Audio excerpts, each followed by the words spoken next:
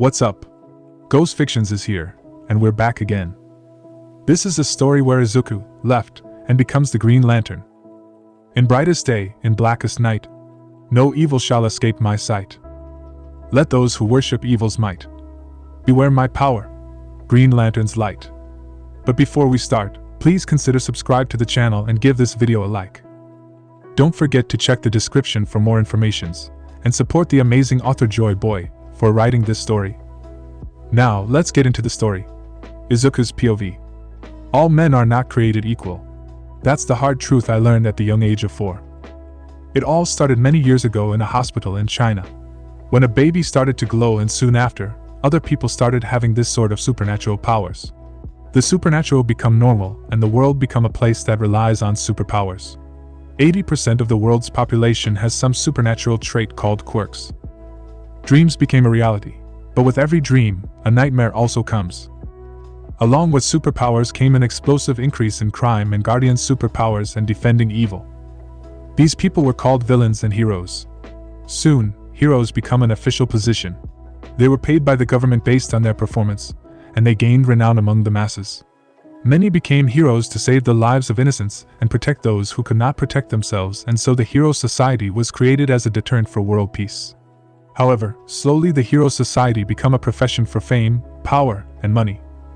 This society is ruled by those who have strong quirks, and as such, only those who have strong quirks are treated like prodigies and nurtured for heroics. Others who try to become heroes are constantly ridiculed by others, and it's even worse for some. The remaining 20% of the population who don't have supernatural traits or quirks are called quirkless. Many people in the 20% of the population belong to the older generation, are members of the older generation. A very small amount of people are quirkless in the present generation. With that said, let's start my story. Third-person POV. It was a peaceful day in Izuku, Japan. We can see a boy and girl of young age jumping very excitedly at their parents' room, trying to wake them up. The boy was short and had a round face framed by a short mess of fluffy dark green hair. His eyes were large and somewhat circular, their irises the same green color as his hair. He had a set of 4 symmetrical freckles in diamond formations, one on each cheek. His name was Izuku Yagi. "Mommy, wake up." Izuku squealed in happiness as he rocked his mother in her bed. The girl next to him went to the other side of the bed. She was shorter than the boy. She also had a round face with straight green hair which reached her upper back, which she had in twin tails. Her eyes were circular, her irises the same color as her brother. She was Hikari Yagi. "Daddy, come on, get up," Hikari said, poking their father's cheek. Slowly the two adults start to stir from their slumber. The first one we can see was a very skinny man with sharp, angular features and long limbs, his neck long and his eyebrows absent. He had short blonde hair, swept backward, with 2 distinct tufts that fell on his face, leaning slightly to each side. He had bright blue eyes. His name was Toshinori Yagi. "Yawn, come on kids, a few more minutes," he said before trying to fall back asleep. There was shuffling next to him in the bed. From the sheets came a slim woman who had green hair.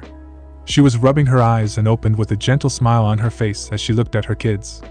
Her name was Izuku Yagi. Okay, we're getting up.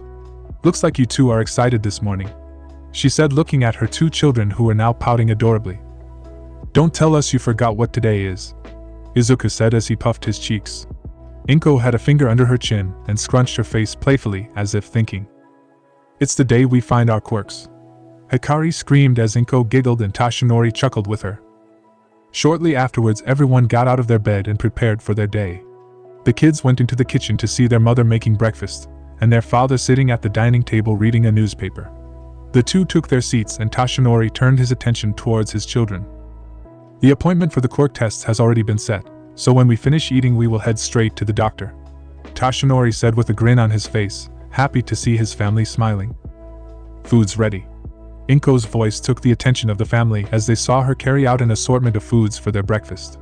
Soon, the family finished eating and the 2 children and their mother started their trip to the appointment. Once they reached the hospital, the 2 children were dragging their mother through the hospital, wanting to find out how cool their quirks would be so they could become heroes just like they had promised with their friends. "Okay, the doctor is not going anywhere, Izuku, Hikari," Inko said with a grin on her face, happy to see her children excited. Time skip. Doctor's office, Mizudafu, Japan. The doctor came into the room and placed only 2 X-rays of Izuku's and Hikari feats on the screen. Hikari here has a stockpile quirk, the doctor said as he looked at Hikari with a small smile on his face. The statement cheered the family as Hikari started bouncing in her seat excitedly, with Inko looking happily at Hikari and Izuku had a big smile on his face, happy for his sister. What are the strengths and drawbacks of the quirk, doctor? Inko asked as she looked at the doctor. The strengths are: Hikari grows strong the older she grows till she reaches a limit. But we don't know the limit now. It will enhance her strength and speed. The drawback just makes her exhausted as the quirk uses her energy. The doctor replied to Inko, who sighed in relief as the drawback was not severe. Izuku's quirk? Inko asked as Izuku started to vibrate in his seat with sheer excitement. The doctor turned his attention towards Izuku, and his face turned into a bored look that worried Inko. You should probably give up on being a hero, kid, the doctor said bluntly without even a consideration of Izuku's emotions. Izuku dropped his All Might figure he was holding in his hands in shock. His world came down crashing. Hikari's smile vanished upon hearing the doctor's statement. Is something wrong with him, doctor? I mean, Hikari has a quirk. He's the only one. Inko asked worriedly as she saw the look on Izuku's face. Excuse me, but you're 4th generation, right, ma'am? Normally by the age of 4, he should have manifested a quirk. In the past, when quirks started to manifest, the result of many researches showed that it became a common practice to see if there is a missing joint in the pinky toe or not. The people with missing toe joints were seen as an evolved form of living beings. The doctor calmly explained, still with the bored look on his face. Inko's frown deepened as she took the All Might figurine which Izuku dropped with her quirk. The doctor continued explaining the reasons for Izuku being quirkless by pointing at the X-ray on the screen with 2 joints and pinky finger. As you can see in this X-ray, Izuku has 2 joints. It's unusual to see it these days, but that means he will not develop a quirk. The doctor finished explaining to the family. Izuku was still sitting with disbelief and dread filling him slowly but surely. Hikari was saddened to hear that her brother will not become a hero with her and their friends, who all promised to become heroes. The 3 left the doctor's office in complete silence. Izuku was heartbroken that he didn't have a quirk. Hikari was sad for her brother, but another part of her was happy and relieved that she got a strong quirk. She decided that she will protect her brother no matter what from now on. Inko was in a crisis. She wanted to celebrate and congratulate Hikari for having a strong quirk and wanted to tell her that she will become a great hero, but on the other hand, it would break Izuku's heart. So, she silently drove the car back to their home. Also, Inko had an idea on why Izuku was quirkless. It was because Toshinori was quirkless in the first place, and one for all doesn't pass through genes. But somehow Hikari got a part of the stockpile from it. Time skip. As they arrived home, they found Toshinori waiting for them eagerly. He was planning a training program for the kids so when they figure out their quirks he and Inko could train them. But when they entered, Toshinori saw the faces of his family, who all had different expressions. Inko's face held a worried and concerned look, but you could see some happiness inside her eyes. Hikari's face held a smile and a determined look in her eyes, and finally a broken look on Izuku's face.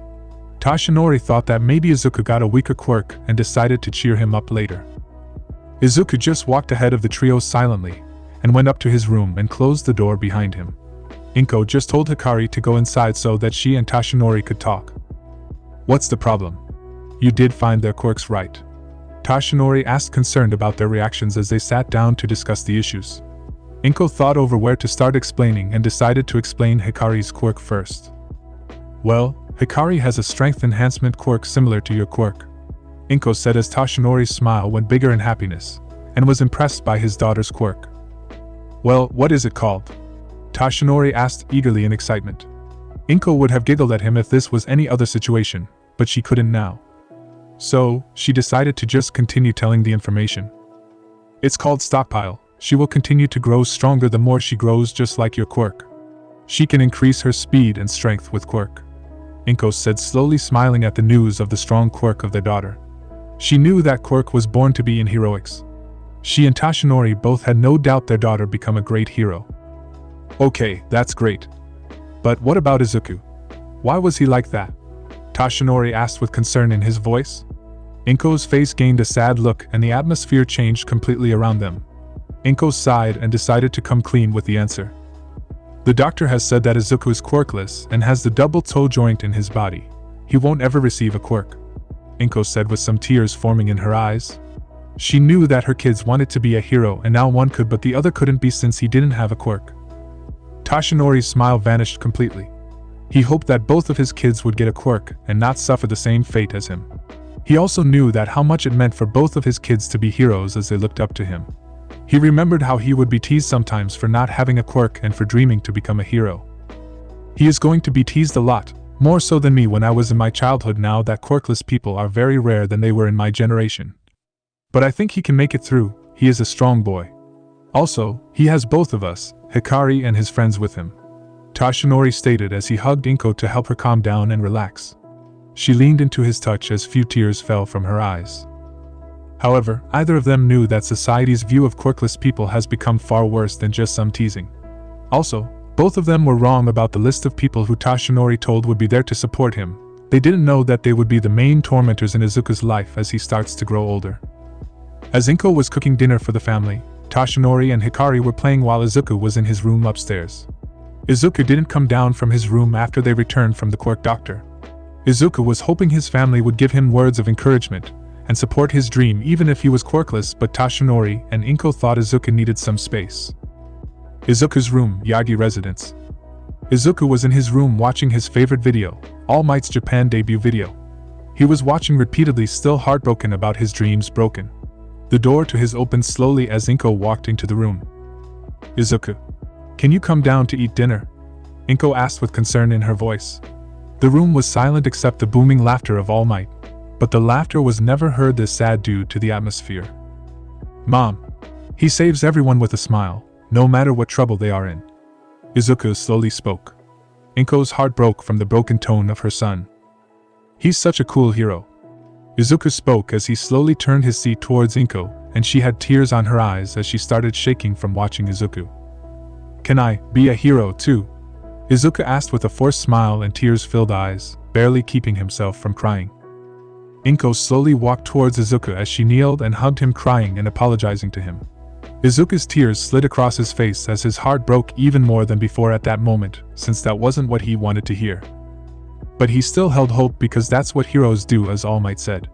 He still had his dad, sister, and his friends who could believe in his dreams. As long as he has them, he can overcome any obstacles. If only he knew what would life throw at him. The story I am about to say is that of a single quirkless kid who dreamed about saving people. It's been 10 years since Izuku was announced quirkless. Everything went wrong when the kids at his elementary school found out that he was quirkless. Suddenly he became someone who no one wanted to be with or play with, and that made him a target for bullying. The teachers nor any adults of the school didn't do anything to protect Izuku or punish the bullies. All they did was just watch him get hurt, or getting laughed at. This type of treatment kept going for a few years before it started to change for the worse. Izuku still wanted to be a hero, and he made that statement for everyone to know. That was the thing that everyone hated the most about him. They also acted like he was some disease and they would get affected if got close with him, or became friends with him. Everyone avoided him. Kids started to trip him on stairs, started to damage his property, used their quirks on him for hurting him, locking him in lockers, and many things that are not supposed to happen to a kid were done to him.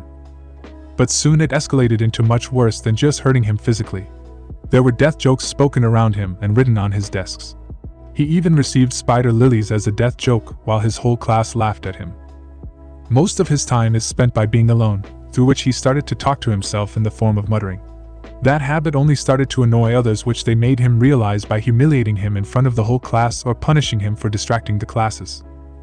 He was held responsible and punished for most of the property damage of the school done by others using their quirks. He was refused to be treated equally by most of the adults in his life, as they all only saw him as the quirkless kid and not as a kid who was getting bullied. He was even refused to be treated properly by the school nurse of his school, since he was regularly visiting the infirmary due to the bullying and beatings, and she also hated him for wasting her time on a single quirkless kid. His teachers were biased, which showed always when he only scores less than all of them, even if all the answers of his are correct, since nobody wanted a quirkless kid to get better grades than the prodigies or students with good quirks. His records were filled with black marks for things he did not do, or the incidents where he was the victim, so that he cannot become a hero. All the while, the other students were spared from it since they had quirk, which meant a good future according to his teachers. The worst thing his teachers did to him was the complaints about him, which portrayed as an abuser or a delinquent who was jealous of other kids who had a quirk. He was always framed for all the mishappenings in the school and was viewed like a villain. But even after all these things, the thing which hurt Izuku more than anything was the fact that his main bullies were the people he considered the most precious to him. While he gave them love and affection, all he received was bruises and beatings from them. The people were Ka-chan, which he used to call Katsuki Bakugo, his former best friend. He was a loud, prideful kid who was friends with Izuku and Hikari since toddlers. He had a powerful quirk to match his personality, loud and powerful. His control over his quirk rivaled even kids older than their age.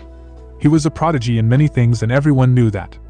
He was a person Izuku used to look up to. Katsuki always won in everything, they all did, and he liked to win everything which Izuku liked since he wanted to win many things in his life. He nearly idealized Katsuki as much as all might till a certain time in their lives. It was all fine between them until Izuku was declared quirkless. Katsuki started to avoid him like he was a plague, and he always told him that he will bring him down from winning anything. He gave Izuku a name that haunted Izuku. Deku, short for Dekunobo. A play from his real name which meant someone who can't do anything. The next person was Katsuki's sister Misa Bakugo. She almost matched her brother in nature. She was also a prideful person and a loud one. But she was also a caring person who showed affection towards others most of the time, and she don't swear like her brother. She also had a powerful quirk similar to her brother in nature, but she produced explosions from not only her palms but also from her feet. But what made her power unique was it was more useful for mobility and speed rather than raw power, as it was less destructive in nature compared to Katsuki's quirk. She was a good friend of Izuku, and she was the only one who liked to listen to ramblings about quirks among his friends. She protected Izuku from all the things that he feared. She was there for him when he needed her till that fateful day. Even she changed after he was announced as quirkless. She began hurting him just like others and laughed at him while he was beaten and burned. She became the exact opposite of which she was before that in his life after that. The next person was Shoto Todoroki, who Izuku thought was like a surrogate brother to him once upon a time. He was mostly a quiet person who only talked if it was necessary, and he mostly interacted with Izuku and their friends. He was also a prideful person just like Katsuki, but he did not show that often like Katsuki. Shoto believed he was the strongest among all of them, which often ended in a fight with Katsuki. He also had a quirk that backed him up in his thoughts. He was a born prodigy, and it didn't help that he was the son of number 2 hero Endeavor. So, he was respected by everyone who knew him, even adults. Izuku always thought that Shoto was going to become an incredible hero. Not just because he had an incredible quirk, but because of his usage of his quirk. Shoto liked to use his eyes to make beautiful things and help others whenever anyone got hurt. But he was just like everyone else, he turned the other side after hearing about Izuku. He used the same eyes that he once used to help and play with Izuku to torment him. He was the main one who spread that Izuku was quirkless. He often used to hurt Izuku by asking the girls who followed him to bully Izuku or humiliate him in front of others. Then there were the last two who bullied him. The two that he loved more than anything. The two that he always wanted to protect no matter the cost. The two that hurt Izuku the most. His sister Hikari. The girl he thought that would always support him no matter what and stand by him. She started to avoid him by not talking to him and leaving him to walk home alone. She did not participate in the bullying at first, but she also didn't protect him or complain about those things to their parents. He was hurt by that, but he was glad she did not want to hurt him herself. Soon she joined the group of bullies who hurt him using their quirks for fun. But she didn't hurt him as much as others. But she still did, and it hurt Izuku. Everyone she called him useless. Izuku thought back to the time when all she did was follow him and cling to him all day. It hurt him more when he thought of their times playing with their parents, and now all he remembers are the punches and kicks he received from her. Not the sweet words that made him happy. Hikari didn't like the thought of him breaking their promise that they would all become heroes together. She believed that he could not become a hero due to his lack of quirk. She showed her anger on him even though she knew deep inside that it was not his fault. Finally, the girl who was the light of his life. The girl he liked from his childhood, Yuki Todoroki. Yuki was the most beautiful girl he had met at that time. Izuku liked everything about her from the time he had known her. She was soft, loving, and caring towards everyone.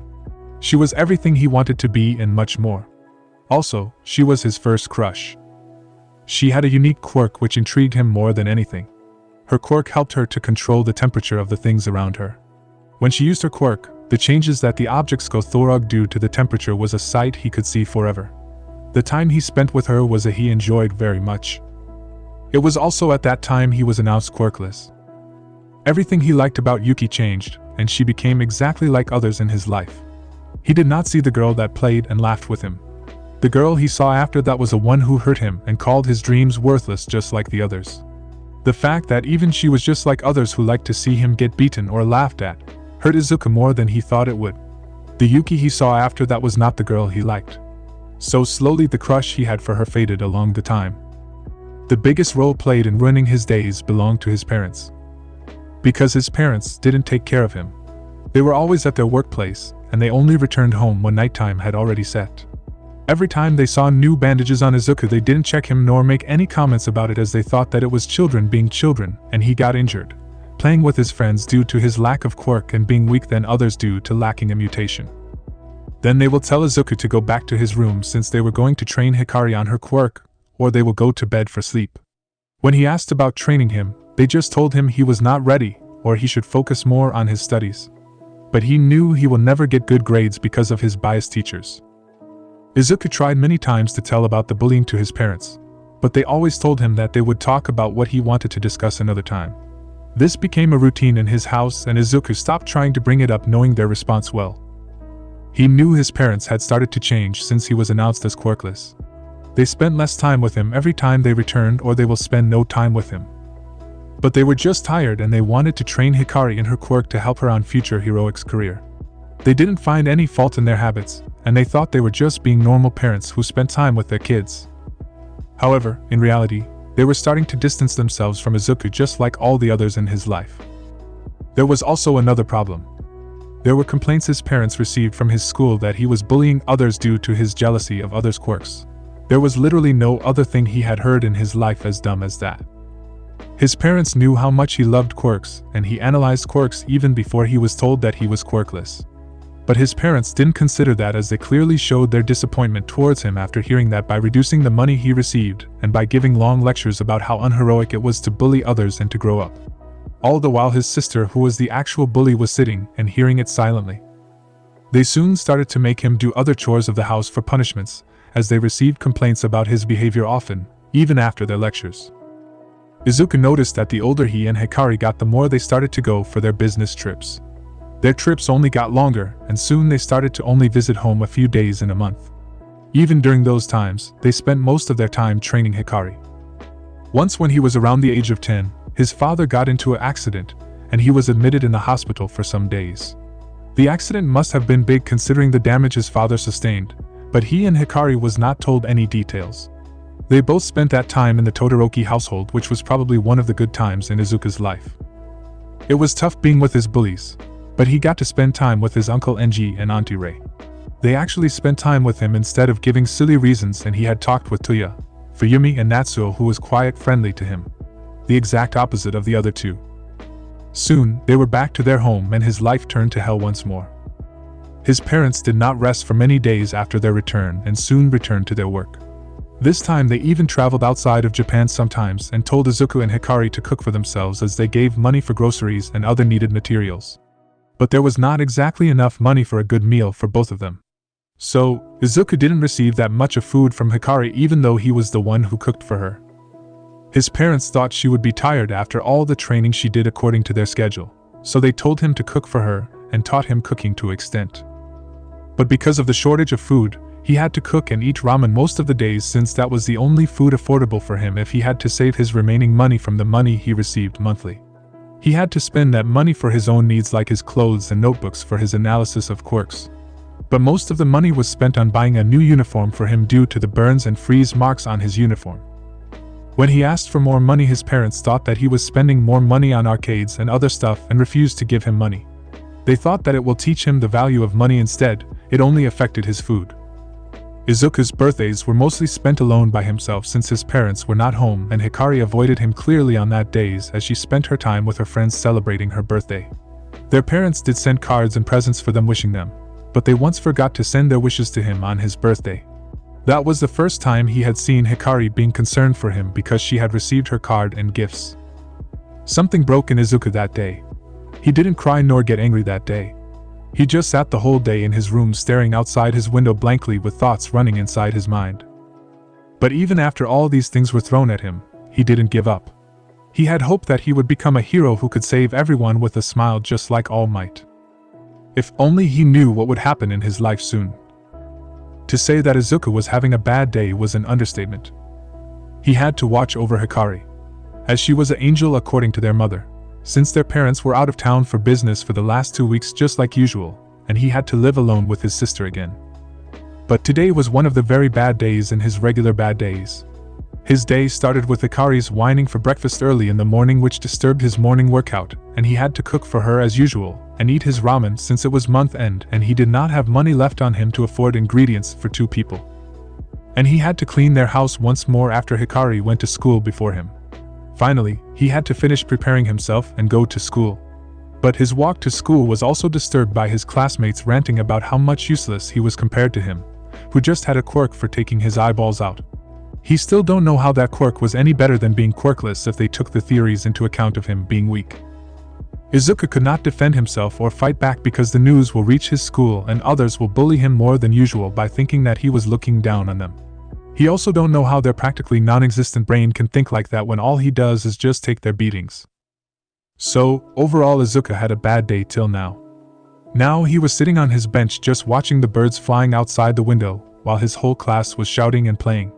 It was peaceful for Izuku until his blonde-haired teacher entered the classroom carrying a stack of papers with a serious expression. So, as third-year students, it's time to think seriously about your future and what you want to do with your lives, he said with a serious expression before he threw all the papers in the air with a smirk on his face. But why bother? I know you all want to be heroes, he said happily as the whole classroom except Izuku, Hikari, and her gang went uproar and the students started to show off their quirks. Yes, you've got some very impressive quirks, but no quirk usage in school, so get a hold of yourself. Hey Teach, don't lump me and my gang in with this group of losers, Katsuki said as he sat on his bench with his legs on the table cockily. We're not gonna be stuck with these rejects at the bottom, he bragged as his sister smirked, and Shoto just sat there with a poker face while Hikari and Yuki shook their head at his attitude. At that claim, the whole class turned against him and shouted in outrage. Huh. That's uncalled for, Katsuki. But Katsuki just mocked them furthermore. You all should shut up like the extras you are. The teacher silenced the class and started reading Katsuki and others' results. Oh, I see, you want to go to UA. Hi, right, Bakugo. With all your friends. The whole class gasped except Katsuki and his gang, who all smirked. All were whispering about the shocking news and how it was impossible to join UA. Hi. At the back of the classroom, Izuku just lied down, suppressing a sigh, already knowing where this was going, and he likely was going to suffer more today because of his teacher. That's exactly why you guys are just extras, Misa spoke up mockingly as Katsuki jumped on top of his bench and started bragging more. We all aced the mock test. We're the only people who could get into UA High from this school. But definitely, I'll be the one to surpass All Might and become the top hero, and my name will be inscribed in the list of top earners. Katsuki shouted this as he raised his hand into a fist and laughed. The teacher soon read the next sheet and smirked, planning something for his fun. Oh yeah, Izuku, you want to go to UA? Too right. The teacher asked mockingly, looking at Izuku knowing the outcome full well. The whole class became silent while Katsuki, Misa, Shoto, Yuki, and Hikari froze after that sentence, and Izuku glared at his teacher for setting him up. Suddenly, the whole class except the 5 laughed, looking at Izuku. Huh. Izuku. No way. You can't get into the hero course just by studying. Why doesn't he understand that is a course for his sister and not him? Izuku was just sitting silently trying to calm himself until Katsuki came and blasted his bench into 2, which made Izuku getting launched into the back wall of the class. Hey Deku. You're below the rejects. You're quirkless, Katsuki shouted as Shoto and Misa joined him. Hikari and Yuki was just looking at Izuku with anger from their benches. How can you even stand in the same ring as us? Shoto said as ice formed on his hands and Katsuki's hand popped with small explosions while Izuku just sat at the ground with shadow covering his eyes. Are you taking the test for fun? What the hell can you do? You're quirkless, Misa shouted as everyone glared at Izuku. Slowly the teacher silenced the class and proceeded with the homeroom, while Katsuki glared at Izuku with hatred. Time skip. It was the end of the day, and Izuku was packing up his stuff and he was about to grab his hero notebook when a hand grabbed it first and snatched it away. Izuku looked up and saw it was Katsuki standing with Shoto, Yuki, Misa, and Hikari all glaring at him. He mentally sighed, fed up with dealing with them for the day. "We're not done talking yet, Deku," Katsuki said as they all looked at his notebook. Shoto looked up first and glared at him. "You're still writing these stupid stalker notebooks." Izuku just looked at them, not wanting to deal with them. "Just give it back." But Katsuki suddenly blasted the notebook and threw the notebook outside through the window, irritating Izuku furthermore. There are many stories about top heroes from their school days, and we want to be the only ones to be able to make it into UA from this shitty school. Slowly, Katsuki raised his hands and burned Izuku's shoulder, which he didn't even flinch, already gotten used to it. He smiled a creepy smile and spoke in a sickly sweet voice about not applying to UA, and many things which Izuku tuned out, already getting bored with the usual bullying. They all went after a few minutes and Izuku sighed as he went to pick his bag. But Katsuki laughed again. "If you want to be a hero that badly, there's a quick way to do it." Everyone looked at him curiously and Izuku just raised his eyebrow, doubting anything good will come from that mouth of his. He smirked as he said, "Believe that you'll be born with a quirk in your next life and take a last chance dive off the roof." And walked off, not noticing how everyone froze.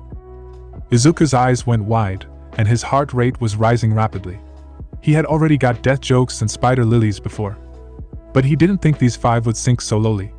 In Izuku's shock, he didn't notice how the girls looked mortified at the advice, and even Shoto had wide eyes, shocked. But the girls just turned and ran in the direction of Katsuki, and Shoto slowly turned and walked out following them. Izuku just stood at the same spot for some time alone with an emotionless look and his heartbeat calming down slowly. He just shook it off and plugged his earbuds and turned on music and started walking. What the hell was that, Ka-chan?" Hikari shouted at Katsuki, and he stepped back at the outburst, shocked for a second before composing himself again. "That's going too far, Katsuki," Misa said as she bonked at his head with a glare while he glared back at her. "Why would you say that? What if he does that? Do you even remember why we started this in the first place?" Yuki said with her voice full of concern as she glanced towards their classroom, biting her lower lip. Shoto joined them and just looked at Katsuki with his eyes narrowed as Katsuki just waved it off casually. "He won't do that. He is too much of a coward to try that." They were caught up in their conversation that they didn't notice Izuku was looking at them with his analysis notebook in his hand, which was drenched from far with a glare. But he continued walking after a few minutes. Time skip. Izuku was seen walking through a tunnel with his notebook in his, flipping the pages, listening to music that was playing on his earbuds. He was checking the notes that he wrote earlier and his old notes, which were burnt because of the explosion. He was distracted in his notes that he didn't notice the manhole nor the green slime that was coming from it. But he was alerted when the slime neared him and he turned, just to get caught in the slime as his earbuds and his notebook fell from him. The slime started to enter his mouth, which prevented him from screaming or alerting others. Next, the slime started entering his nose, which suffocated him, and tears prickled from his eyes from the sudden substance through his body. The slime talked in a sweet tone. "Don't worry. I'm just going to take over your body." Izuku just tried to shout and more slime entered his system. So, he started to claw the slime, only to fail as his hands just slipped from the slime. "Calm down, it'll only hurt for about 45 seconds and you'll feel better soon. Don't worry, you're my hero." Izuku stopped struggling after he heard the last sentence, much to the surprise and convenience of the villain. Izuku just remembered all the times he wanted to hear that word after saving people, but he heard that from a villain who was going to kill him. Suddenly the manhole cover flew and a blue blur landed in the land with a booming voice following it. "It's all right, young man. I am here." The slime villain turned around with wide eyes filled with fear, seeing the giant hero, All Might, who was wearing a white t-shirt and green pants. He looked up at the villain with his blue irises glowing in the dark tunnel, intimidating the villain. The villain sent tendrils in a futile attempt to attack All Might. But All Might dodged the tendrils easily and reeled his right fist back and threw a punch in the direction of the villain, which created a powerful gust of wind towards the villain. The wind hit the villain and Izuku, who was watching the scene with wide eyes, back and separated them as the slime flew to bits from the powerful attack, and Izuku was launched back at the wall of the tunnel with a thud. Izuku groaned at the pain and started to cough and wheezed to try and catch his breath. He stood up slowly and saw All Might approaching him with blurred eyes with a bottle filled with the slime villain. Because of his concussion, he didn't notice the shocked and concerned expression flash on the face of All Might seeing him in the tunnel now clearly. But soon, the expression faded away and he composed himself. "Oh good. I'm glad you're okay. Sorry about getting you caught up in the villain fighting. I don't usually make mistakes like this, but I was in high spirits on my day off," All Might said as he laughed at the end. Meanwhile, Izuku was in shock at seeing his idol All Might. He recovered from his shock after his mind registered that he needed to get an autograph from All Might. So, he looked up at All Might to see the hero signing his notebook himself after he collected it from the ground while approaching him. Izuku beamed at All Might happily, and he stood up and bowed while thanking. All Might waved him and turned around ready to jump.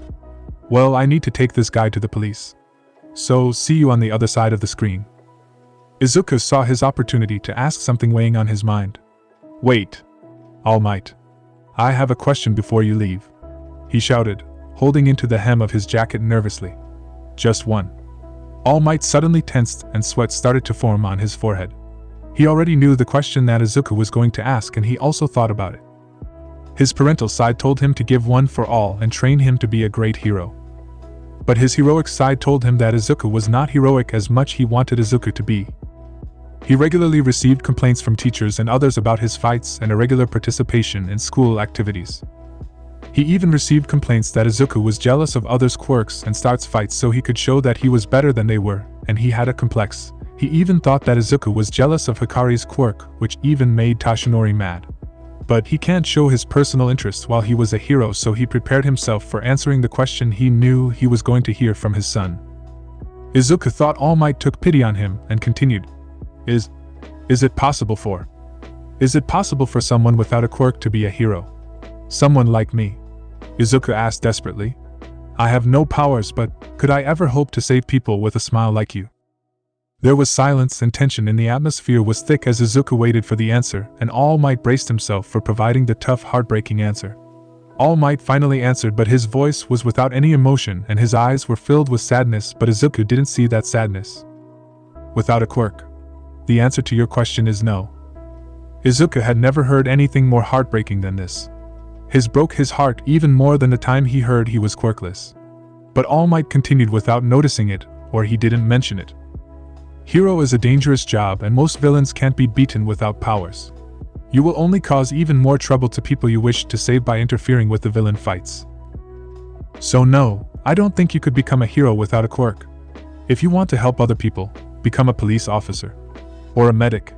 But leave the life-risking job to the people with the durability to handle it."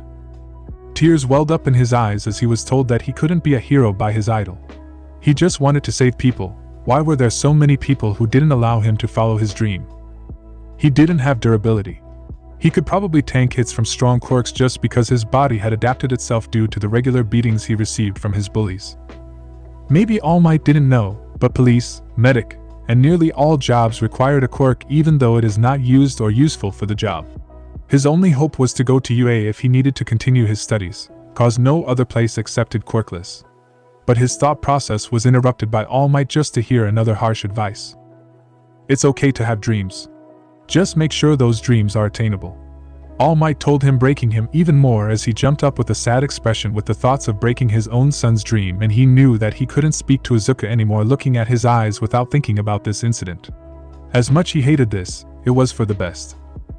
Izuku took his earbuds from the ground and walked the streets with an emotionless face as the tears dried and he was just started walking aimlessly. All Might landed in an alleyway near his house after handing over the slime villain to the police. Smoke erupted from his body and blood was sprayed from his mouth from coughing. He sighed as he leaned over the wall for support tiredly, and slowly sat down with a frown. He was thinking about his recent conversation with Izuku and thought about every word, and he knew he was harsh on his kid, but it was necessary. He was not prepared for the hero's society. He didn't do any training as much as he knew, and he didn't even fully focus on his studies as his grades are always lower, and he was regularly patched up in bandages because he was involving in fights with others. He grimaced at his son's behavior and thought he should have disciplined him more. He knew he was not there for his children due to his hero work, especially after his injury, but he didn't think it would affect his son this way. He remembered that he had to choose a successor, and while he thought of Night-Eye's suggestion, he was considering Hikari and her friends more because it will be easy to tell the secret, and it will be easier for training them with one for all with their strong quirks, and it will surely help the future society. They can even work together and maintain peace, unlike him who was alone. He sighed as his thoughts drifted back to Izuku. He can just hope Izuku will behave properly after this and will be safe. With that thought, he walked towards Inko's agency to pick her up and return to their home for resting, maybe with a katsudon for cheering up Izuku. In his thoughts, he didn't notice a pair of green eyes filled with so much sadness and anger, nor he noticed the trembling body clutching his shirt tightly staring at him from the opposite side of the alleyway. All Might didn't know that his thoughts about being a bad parent were not exactly accurate, and he didn't know that he would soon face the consequences of it. As Toshinori went out of the alleyway, he did not notice that a pair of eyes filled with anger and shock was watching him transform to his original form, nor that eyes belonged to his son whom dreams he just denied.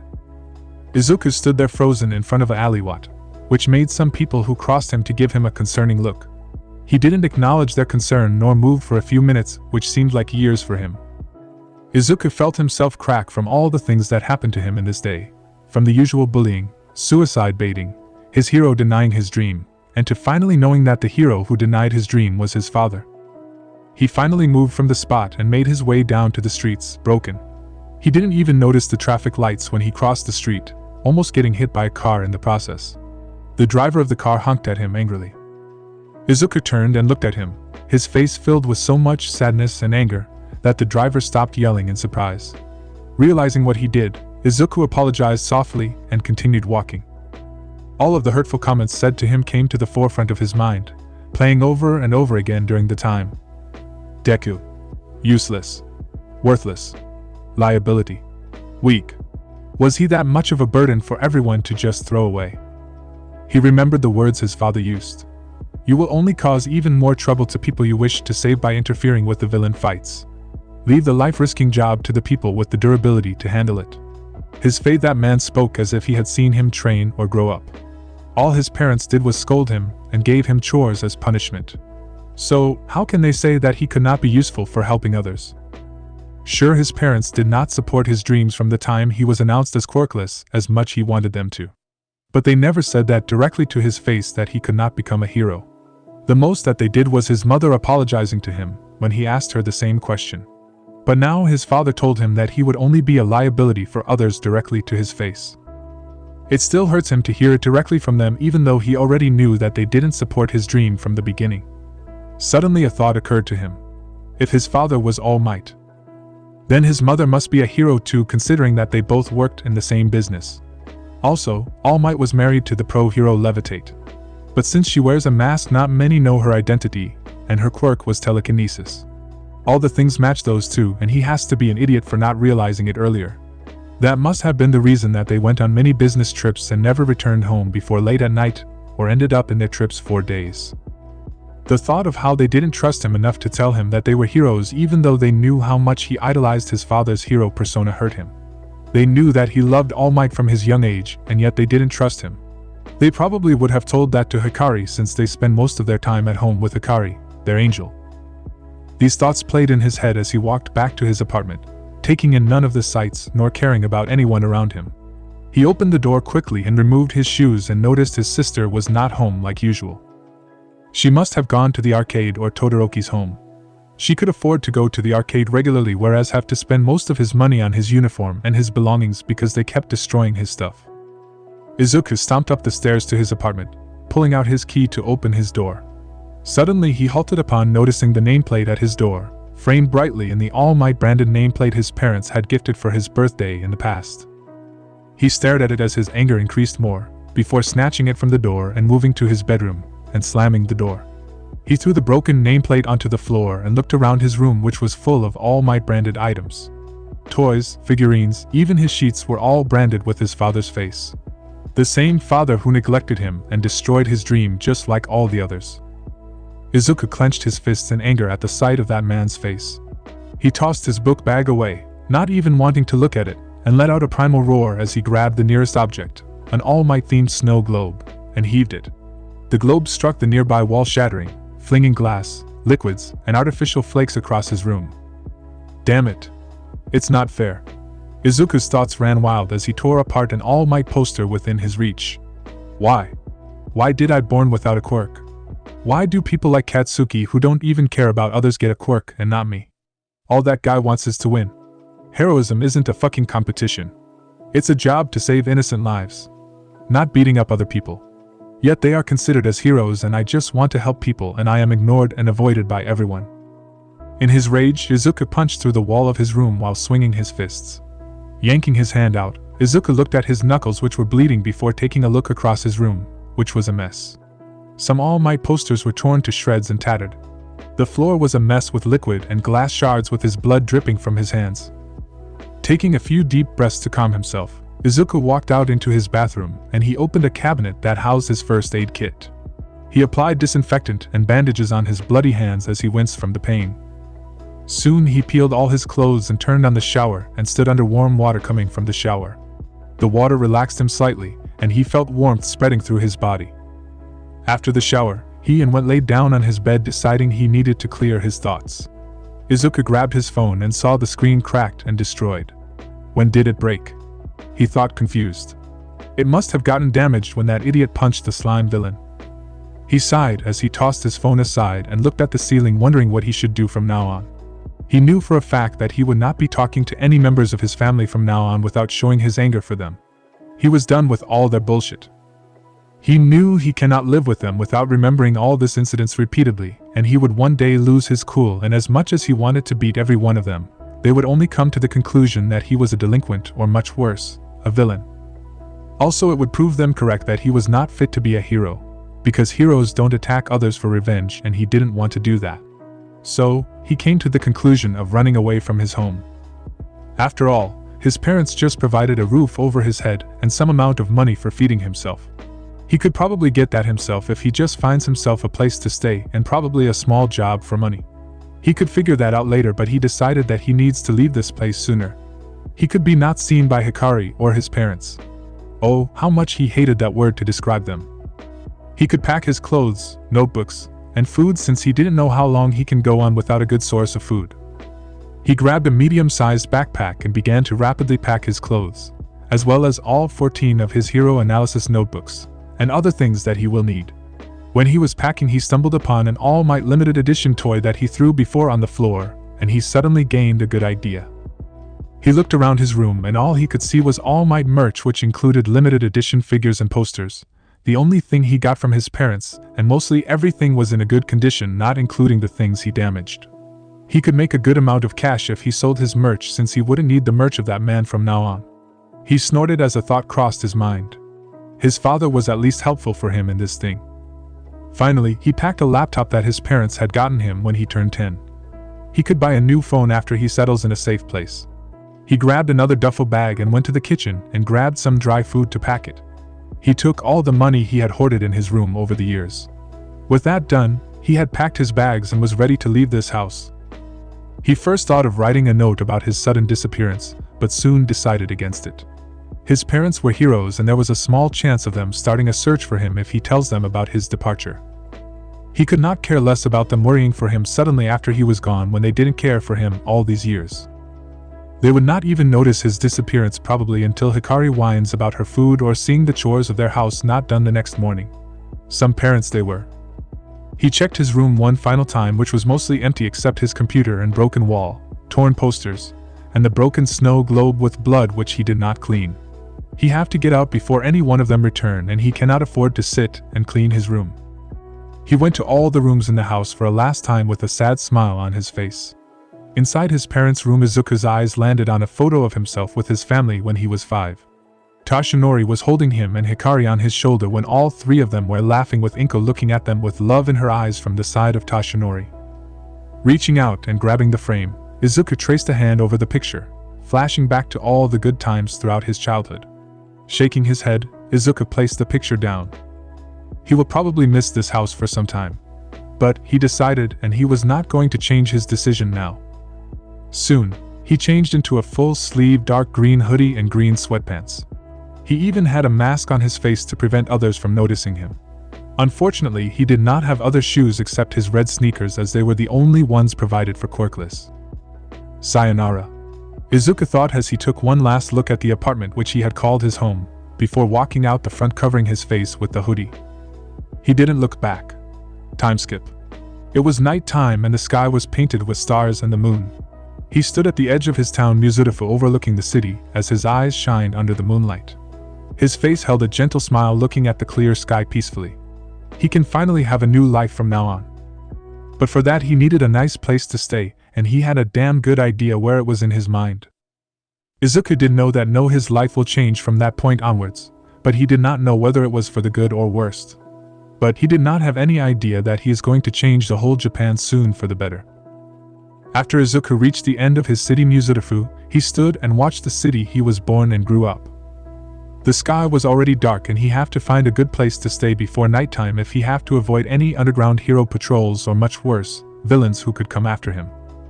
He could not afford a room without spending a good amount of cash. He doesn't have that much money with him to spend that just for a single night. He would be broke soon if he doesn't calculate the amount of money he needs to spend on each thing he needs. That's the only solution if he doesn't need to return to his home after spending everything he has with him. He can earn a good amount of cash if he sells all the All Might merch he has with him. But that will take him few more days and he needed a place to stay tonight.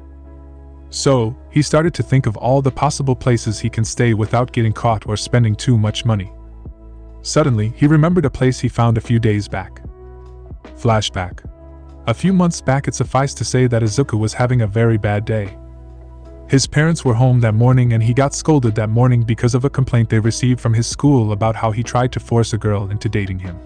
Probably a bitch that complained about him to the principal just for the sake of sucking Katsuki or Shoto. And then he received his test papers. Usually, he will receive scores lower than other students, and he barely passes the test. His teachers thought that he must have cheated because quirkless people don't have brains according to them. But this time he didn't know if the teacher wanted to see him get punched or his paper was mistaken for someone else. Now, he was facing the consequences for that by running away from the boys that chased him for scoring higher than them. Even though he was somewhat fit, and he can defend himself with martial arts, he still could not fight 8 students at the same time, much less with all their quirks activated. When he tried to run away from them using a crowded area like usual, his bullies managed to block his path. So Izuku ran in the opposite direction. He ran till he was out of his breath, and he looked back to see that not only he had lost his bullies but he was also outside of Muzudafu. As Izuku was catching his breath, he caught sight of something in the corner of his eye. He tilted his head to examine a broken-down floor-high building without any trace of life in it. The windows of the building were smashed, there were chipped pieces of glass and wood around it, and the doors were broken. There was even some moss growing on the side of the building. There was an old broken sign that read Dojo on it. It looked like a place that didn't have anyone there recently. Then, Izuku remembered that he needed to return home soon before Hikari or his parents returned from their work. So, he started to walk away from the place and looked back at the building one last time before leaving it out of sight. If he find the place and it was empty, he could probably stay there, and he won't gain unwanted attention from anyone. But it was an old building, and it must have some rooms which he could use. So, he decided to head over there and check the place further before deciding. He started to walk pulling the hood over his face again and thought about all the needs if he decides to stay in that old dojo. He would have to set the place perfectly for his needs with a little money left on him. He could search for a small job or two near the place if he needed a constant source of income. Living on his own is probably going to be a pain now that he thinks about it, but he gets to live freely and he would not ask for anything other than that. Time skip. Izuku reached the old dojo soon without any disturbances and examined the old dojo building with calculating eyes. Although the building was in a much worse condition than the last time he saw that, it could be a perfect place for him to stay in terms of location. It wasn't too far from the city, so he could go to the city if he needed anything easily, and no one would think of someone living inside this building in the state it is. There were not many buildings near it, so he could live with this. He decided to check the building further by going inside it.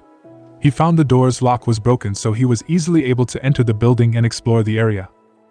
The place didn't even resemble a dojo due to the condition it was in. The floor, walls, and even the roof was damaged and withering away. A positive thing about the place was that it was certainly spacious and would be ideal for many purposes, with repairs and furniture. There were 2 doors on the ground floor which were empty except for some broken pieces of equipment. He caught sight of stairs in the right corner of the room, which he carefully went up as to not risk breaking the stairs, which were definitely on the verge of breaking. He reached the first floor and discovered that it had 2 rooms just like the ground floor. He simply stepped inside each of the empty rooms and peeped into them, speculating what they were used to be when the dojo was in use. There was a balcony on a room on the first floor which helped overlook a beach that was near it. The beach was filled with the trash, so the beach was not used by others probably. After seeing the whole building, he concluded that he could live in the room that is located on the first floor. He could use the other rooms for other needs. He could repair the stairs, windows, and doors by himself with some tools. He went inside a room on the first floor to settle for the time. He removed his bag and took his notebook and started to list everything he needed to renovate the building for his needs. I need appliances and furniture for this place to function, as well as tools to fix the area. I can get these things in the city, but I cannot get all the funds for these just from the All Might merch. Where can I get the funds in such a short amount of time for me to obtain these items? He was thinking to himself without muttering. He lost that habit because his mother didn't like that, as it disturbed Hikari whenever they studied together, as he wrote it in his notebook. He got a small idea, but he was not sure if that could work, but he could think of that the next morning. For now, he needed to eat and rest. So, Izuku laid down on a blanket he brought from his home and ate some sandwich he brought with him, and soon fell asleep with a peaceful smile on his face with the thought, "This is my new home." Time skip. The next morning he left the building with his All Might merch to sell those and collect some cash. He soon sold all his collection to a fanba. It was not that tough to sell all the merch considering the popularity of the blonde oaf. He went onto the sidewalk with money, searching for a particular building. He took a long stroll in the city, keeping his eyes peeled in search of the building that could help him earn exceeding amounts of money. He glanced about the towering buildings and small stores until a building caught his attention. He saw a rather obvious casino that stood out from the other buildings even during the daytime. It was more colorful than anything else surrounding it, and many people were walking in and out, some going in with confidence and others coming out crying. He smirked as he thought of gambling for money. Years of bullying have helped in his skill of analyzing people's emotions, and not showing any reaction on his face would heavily contribute to many games at a casino. If he could just win it, then he could have large amounts of money. Perfect. He reached into his pocket and pulled out the cash and entered the building with a smirk. Time skip. It had been 2 weeks and now we can see the old dojo. The outside part of the building still looked nearly the same as it had been before. Only the door and the windows were all fixed on the outside as to avoid suspicion from people. On the inside, the whole ground was repaired and made out of smooth, bright wood like a dojo itself, and the windows had been raised to simply let light inward but not let anyone outside gaze in. The pillars were fixed and there were lanterns placed around the rooms, and also new lights were placed on the ceiling. The first room had a punching bag hanging in the middle of the room, with some weights and dumbbells for lifting. A mat was on the floor for exercising and a mirror was in the wall of the room. It worked as a training room for Izuku. The other room was empty for now, but it was cleaned and fixed just like the other rooms. The room on the first floor, which was Izuku's room, was cleaned and repaired just like every other room. It had a desk and a chair in a corner of the room with a laptop and his analysis notebooks on it. A shelf was there on the other corner of the room. There was a bed opposite to the desk. The room was fully covered with curtains except a single one which faced his balcony, from where the sunlight was cast into the room and the sleeping figure in the bed raised slowly. Bright emerald eyes opened and shined in the sunlight as Izuku smiled and raised, ready for a new day. At the same time in Muzurifu, 3 families were mourning and stressed out due to a missing teen. A particular family was feeling much worse than the others because it was their son. The neglectful parents and bullies have something important they have to face and accept. The shock of the disappearance of a single boy is gonna stir a storm in the lives of many individuals, but not more than these 3 families. 2 weeks ago, the day Izuku went out of the Yagi household. It was later than usual and Hikari was tired. She spent her evening with her friends in the arcade near their school. She even went to karaoke with them, though Katsuki and Shoto accepted after some pleading and convincing done by all 3 girls. It was a day filled with fun, but she was tired now. She groaned as she reached her house. She still had her evening training, but she just wanted to eat and get some rest. But her mom would scold her if she skipped the training again this week. "Why can't I rest for one day?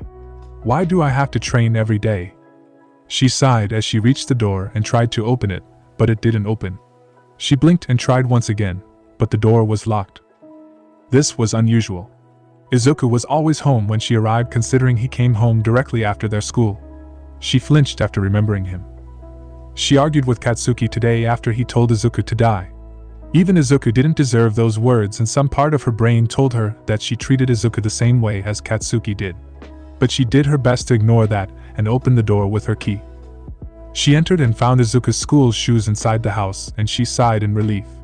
He was safe, probably just resting in his room. She went upstairs to her room and passed by Izuku's room and noticed that the door was closed while passing. Something was missing in the door, but she couldn't remember it. But she didn't think much of it and continued her way towards her room. After refreshing herself and changing into training clothes from uniform, she went to their kitchen for a meal, only to find empty plates. Something was definitely wrong. Usually, Izuku cooked their food before she arrives. Before she decided to knock some sense into Izuku for forgetting this, she remembered all the incidents at school today. Everyone was harsher than usual on him, so he must be tired. She decided to leave him for today and decided to cook some food for herself and maybe some for Izuku. She again ignored the voice that said she was also harsher to him today.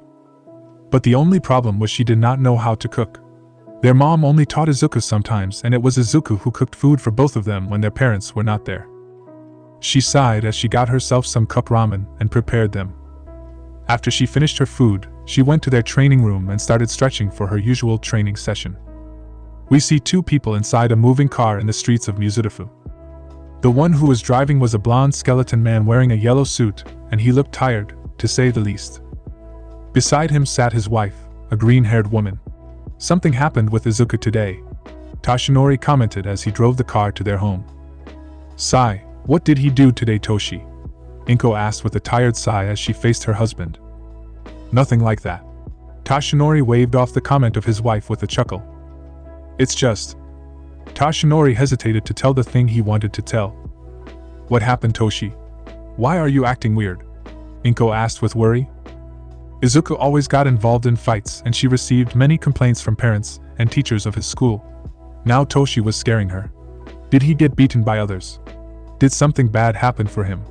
Her brain went through many situations she did not want to happen to Izuku. Toshinori gulped, knowing the reaction of his wife, and decided to say the truth. So he stopped the car and prepared himself for the situation. He was caught in a villain attack. Toshinori didn't even finish before Inko shouted. He got caught in what? What happened to him? Oh my god, is he fine? How is Hikari? Is she fine? Was she why? Inko's shouting was stopped after Toshinori closed her mouth with his hand. Inko, calm down. Nothing happened to him. I saved him in the time, and no, Hikari was not with him. She must have left earlier to train because Izuku was alone when I saw him, Toshinori said as he tried to calm down Inko. Inko looked like she wanted to shout, but Toshinori shushed her again, and she calmed down. Toshinori removed his hand from her mouth and sighed. What happened? Who was the villain? Explain the situation, Toshi, Inko said with worry on her face. Toshinori nodded his head as he started the car again and resumed driving to their home. I was taking a break from my work when a slime villain attacked the nearby area.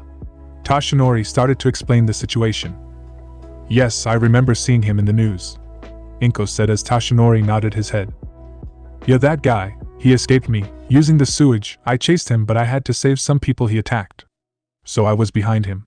He went towards the road after some time and attacked Izuku, who was there alone. Toshinori continued his explanation as Inko nodded her head. He suffocated Izuku, but I reached them at the right time, so nothing happened to Izuku, Toshinori said. Inko breathed a sigh of relief at the words of her husband. Her boy was safe. He was happy that All Might saved him and even asked me for my autograph. But something happened after that. Izuku asked me a question, Toshinori said as he started to sweat. He was probably going to get slapped by Inko for telling that to their son. That's just like Izuku. But what did he ask? Inko said with a smile as she remembered all the times Izuku fanboyed heroes, especially her husband. She was slightly sad that he didn't love her the most, but every kid loved All Might the most. He asked me if he could be a hero even though he was quirkless, Toshinori said, sweating heavily. He knew the answer he gave to his son was not a thing a father should do. But as a hero and the present holder of One for All, he has some morals for his successor, and he did not see that in Izuku. Inko was silent, and the atmosphere in the car changed. She should have known that Izuku would ask this question to his hero. But seeing Toshinori's reaction, she could guess what his reply must have been. So, you said no, right? Inko asked dryly. Tashinori was silent for a moment and nodded slightly, but Inko could see that. Sigh, you are an idiot, Toshi. Inko started and Tashinori winced, preparing for a scolding from his wife. But you answered it correctly. Inko finished and Tashinori looked shocked and taken back. He did not think Inko would say this. What the hell happened to the kind mother? Inko saw Tashinori's expression and explained it to him further. As much as I want you to give one for all to Izuku and train him, I know he did not prove himself to you. He is behaving like a spoiled kid, getting involved in fights, and besides, him being quirkless doesn't help the situation. Sure, he must be sad, but he has to accept the truth one day. But don't worry, Toshi. He will be okay soon enough. After all, he is our son. Inko finished her speech with a tired smile on her face. Tashinori had tears in his eyes from the emotional speech from Inko. He knows he must have hurt his son, but it was for his good in the end. He looked back and saw the bags with katsudon and drinks. This must help to lift his spirits. Time skip.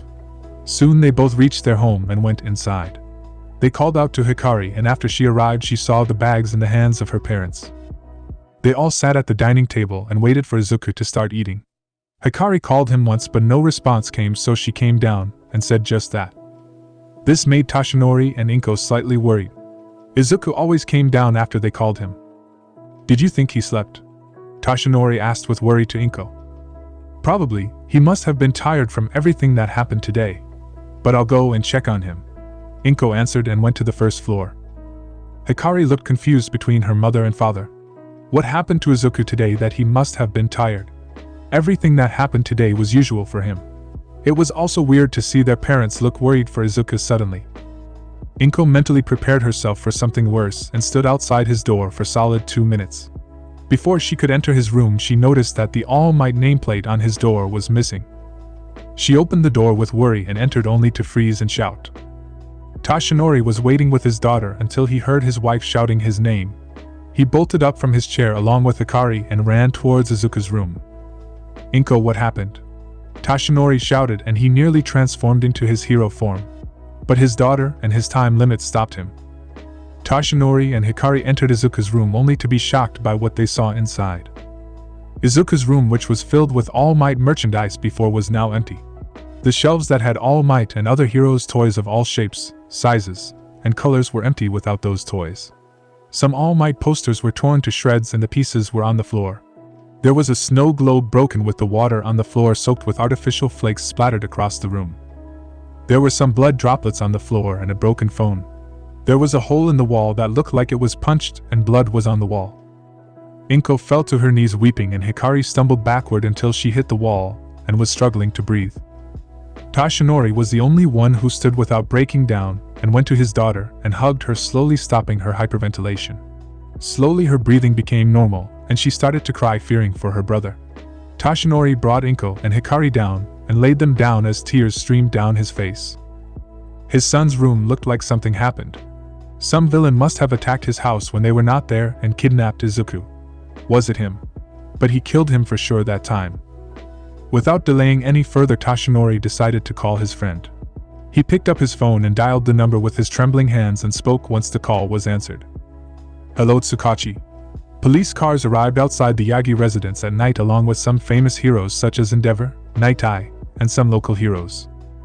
Tsukachi entered Tashinori's house along with Sansa hurriedly. He got a phone call from Tashinori that his son was missing and looked like someone kidnapped him. Naomasa is a tall man with short, black hair and somewhat rectangular black eyes. As a member of the police force, he is normally seen in his uniform, which consists of his signature tan overcoat and matching hat, underneath which he wears a black suit, a green tie at his neck with matching slacks, and dress shoes. Inside the Yagi residence, Tashinori was talking with Endeavor, who was comforting him, and Inko was crying as Rei Todoroki, wife of Endeavor, and a friend of Inko, hugging her and consoling her. He saw Tashinori's daughter, who was hugging herself and crying, sitting on the sofa for all. He felt sad to see the girl who was always smiling now crying. Seeing the mess, Tsukachi had a gut feeling this missing child case was going to be a huge mess. He didn't know that his gut feeling was correct, and this case was going to change the course of history. Present time. It was night time and Izuku was seen sleeping peacefully inside his new house without knowing what was happening.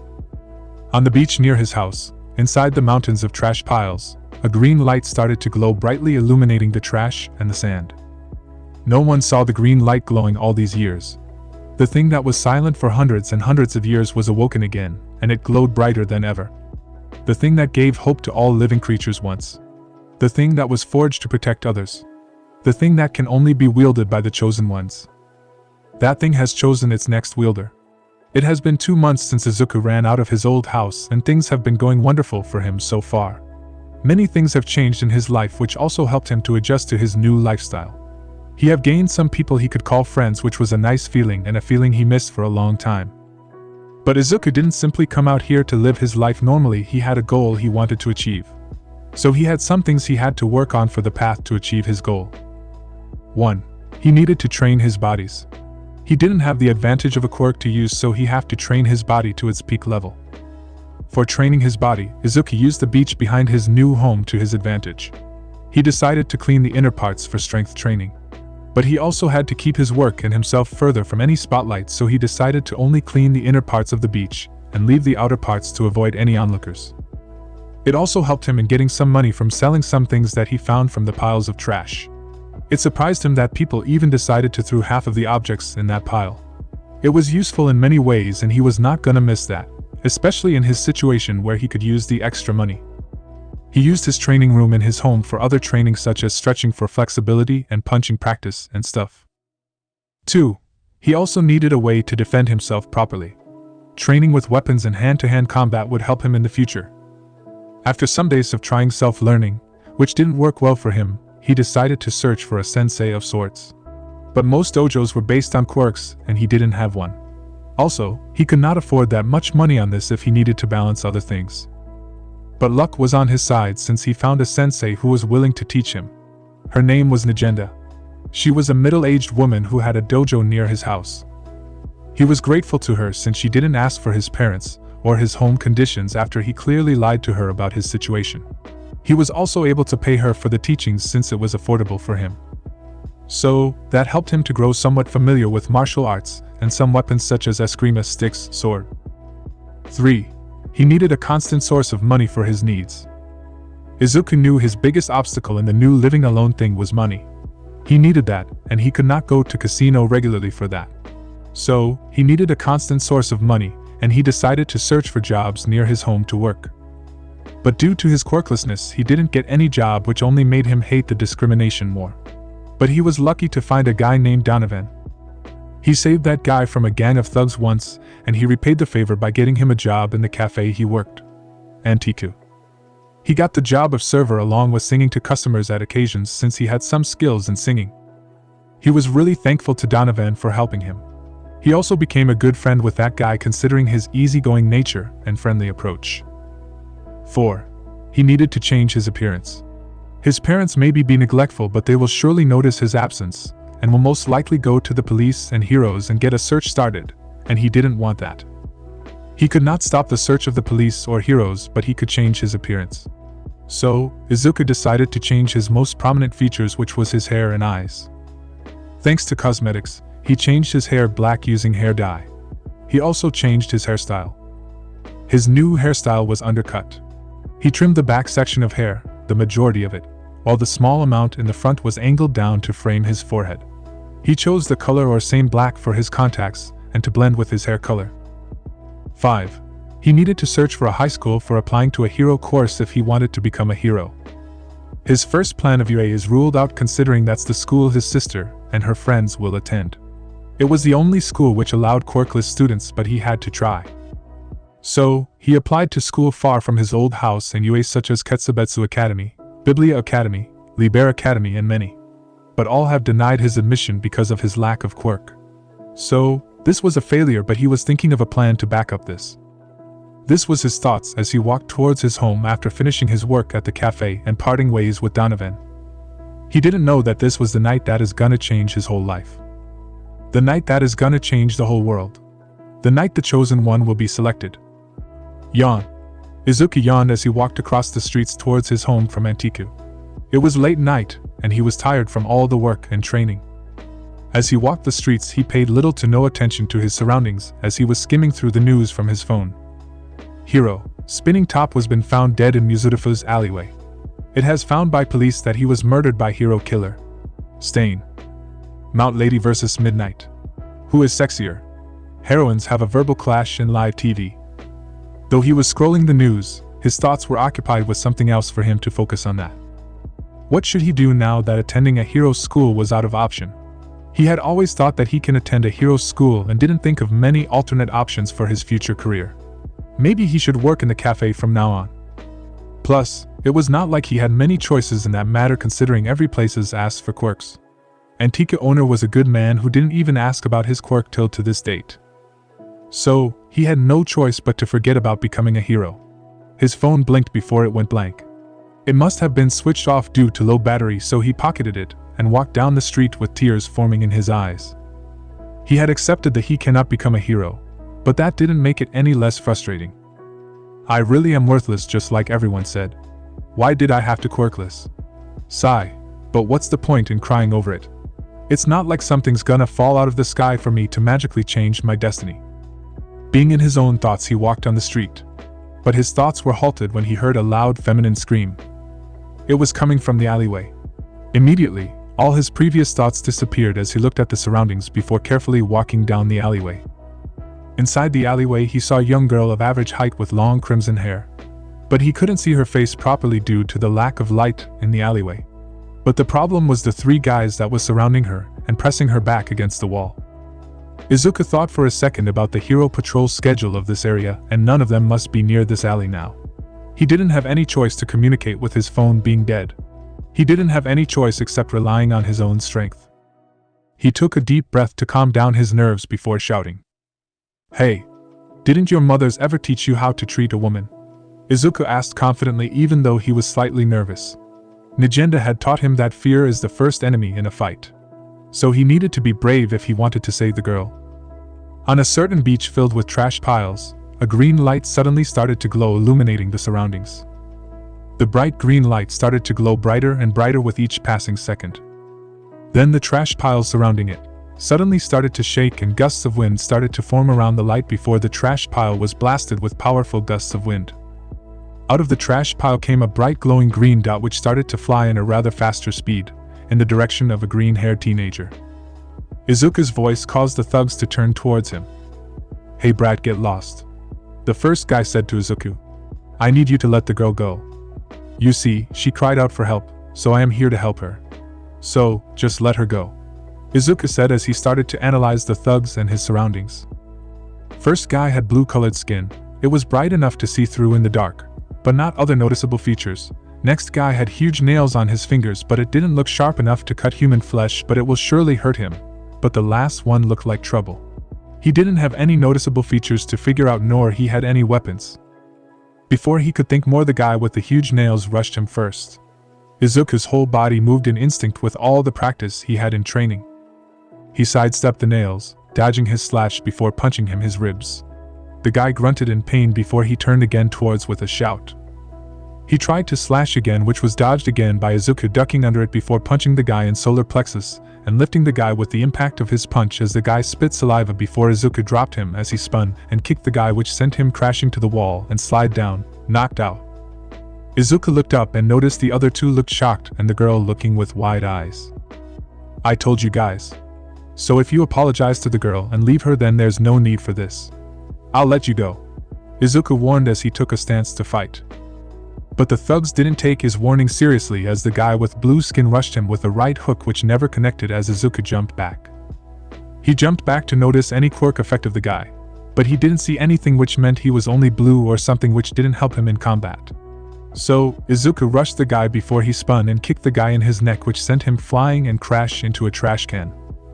As Izuku looked up, he heard a click sound and he saw a gun instead of the right hand of the third guy. Izuku's eye went wide seeing the gun, and he concluded that was his quirk. But before he could react, the thug aimed his hand at Izuku and fired. The red-haired girl cried out in shock hearing the gunshot. As the bullet flew towards Izuku, time slowed around him as he closed his eyes on instinct. But right before the bullet hit Izuku, a green barrier formed out of nowhere and blocked the bullet, which bounced off the barrier and flew back and hit the thug in his knee. The thug screamed in pain as he fell back and clutched his bloody knee. Hearing the scream and not feeling any pain, Izuku opened his eyes and his eyes widened, seeing a green ring in front of him and barrier formed from it, in front of him and the thug sitting and clutching his knee. What He was interrupted, and the next things happened rather fast for him to see or stop. First he felt his body being surrounded with a strange energy, then he was dragged by an unknown force against his will. Finally, he realized he was flying through the air at speeds he'd only seen his father fly, towards an unknown direction as he continued shouting. The girl stood there lost in words before a noise came. A hero came inside the alleyway hearing the gunshot and screaming. While she was relieved about being safe, her thoughts went to the boy who saved her. She didn't notice any features of him due to the lack of lighting in the alley. But she heard his voice and his words played repeatedly in her mind.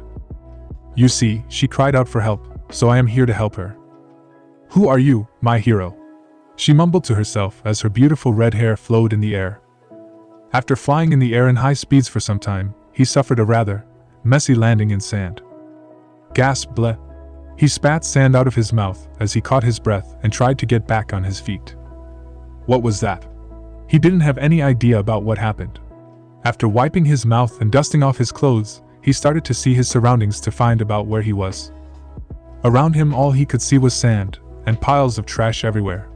He recognized the place easily. It was Dagoba Beach, the one near his house. His eyes widened as he rubbed his eyes several times to make sure they weren't playing tricks on him. How the hell did he come here? Did the ring he saw have anything to do with this? Was it someone's quirk? Was he getting attacked? His thoughts came to a halt when noticed something strange. There was a huge crater in the middle of the beach and the trash looked like it was blasted, scattered everywhere. He slowly and carefully approached the crater and looked down it. Inside the crater was some sort of vehicle or container. It looked old with dents, scorch marks, and sand all around it. Huh. I have never noticed this before here. Does this have anything to the ring? Izuku spoke to himself as he went down the crater and began to look over the old aircraft.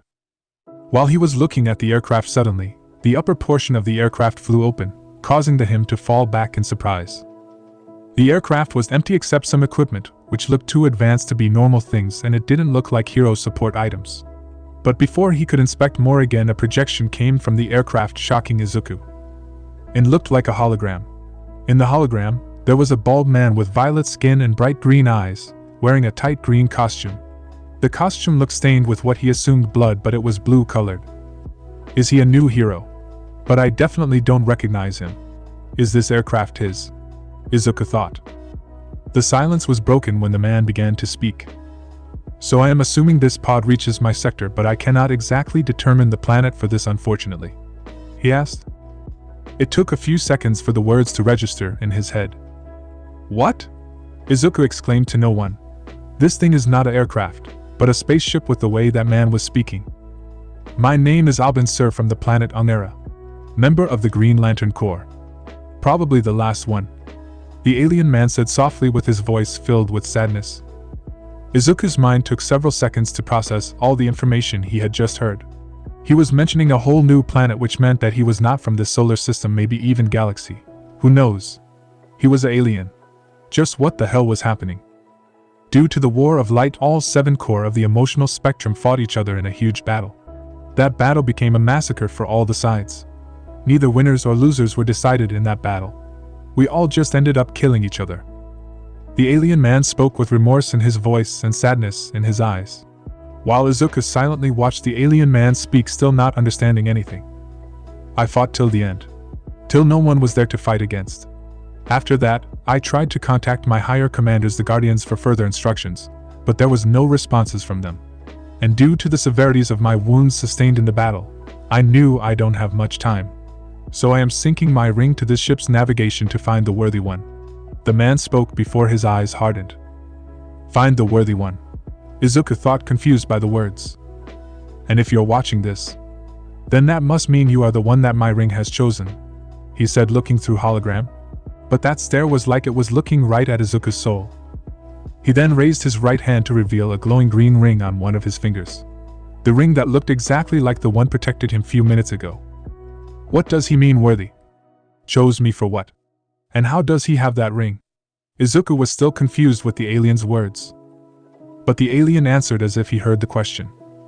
I am recording this a bit ahead of time, since the lantern rings only chooses the next holder, if their lantern dies.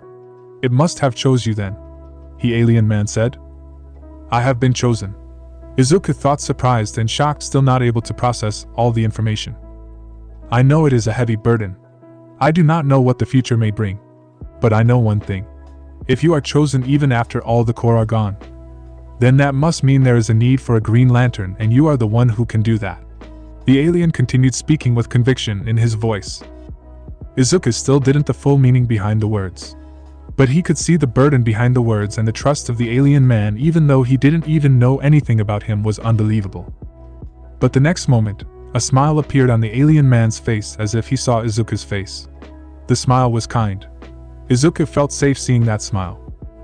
I know this may be hard to understand, but you will understand everything someday. But I can tell one thing, you are gonna be the brightest light among all the lanterns. May Ion be with you and guide your path. Abin-Sur finished his speech before the hologram finished and everything became quiet. Izuku had tears on his eyes from hearing all the words of Abin-Sur and hearing that he trusted him when not even his parents trusted him. But before Izuku could do anything, the green ring once again came in his sight, hovering in mid-air on its own in front of him. Izuku could only look at it in astonishment after hearing everything Abin-Sur said. Suddenly, a powerful voice was heard inside his head. You have the great ability to overcome fear for the sake of helping others. The voice echoed inside his head as the ring started to glow brightly till everything around him became green. Izuku Yagi of Sector 2814. You have been chosen. After the hologram ended, the green ring hovered in mid-air in front of Izuku once again. A voice announced that he was chosen and was soon followed by a blinding flash of green light. Izuku closed his eyes from the brightness of the light. When the light dissipated, Izuku slowly regained his eyesight as he opened them. He first noticed that the green ring was in his finger. Then he found that the spaceship which was near him was nowhere to be found. Instead, there was a lantern in the same green color as the ring in its place. Before he could inspect further, he heard some noises in the distance, and he saw someone coming towards his direction. Izuku looked at the figure coming closer, and at last he decided to run home first before the person, most likely hero, came to investigate the place. They must have heard the noise of the blast of his landing, or the bright green light in the night sky. If someone sees him now, then most likely he would be interrogated. While he was not afraid of that, he was afraid of the thought his identity being found. He must escape without getting caught by anyone. So he quickly picked up the lantern, which glowed the moment his hand came in contact with it, and dashed in the opposite direction of the approaching figure. He can think about everything happened after he escaped from this place. Izuku arrived home luckily without anyone spotting him on his way. He directly went to his room and placed the lantern on his desk before closing the curtains to cover the room. Izuku sat down and finally took the time to examine both items carefully. He removed the ring and brought closer to his face to inspect it carefully. He noted the design of the ring vaguely resembled the shape he saw on Abin-Sur's costume. It looked like a lamp. Then he noticed the lantern was of the same shape of the ring's design. They resembled each other, and the common thing between them were the color and the lamp. He also noticed the thing he saw in the beach. Whenever they both were brought closer to each other, their glow would intensify. Izuku thought back to everything that happened to him before a few hours and was trying to find what the ring and lantern really was. He was sure of some things though. Whatever it was, they both were alien technology. Unless it was all a lie, which he doubts after seeing the emotions that passed Abin-Sur's face when he told him everything. The next is these two things held a huge responsibility, and he was chosen by Abin-Sur for the carrying that responsibility. He said that I would understand what these are someday. But I can't even begin to comprehend any of this.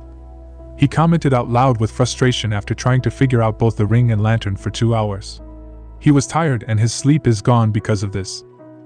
But a blink of green light, something about the ring was fascinating for him. The glow, color and the power he feels from it, everything attracted him to it. He brought the ring closer to him again. But this time suddenly several words appeared in front of him from a projection of light from the ring. He don't know why he did that, but he started to recite the words that appeared in front of him.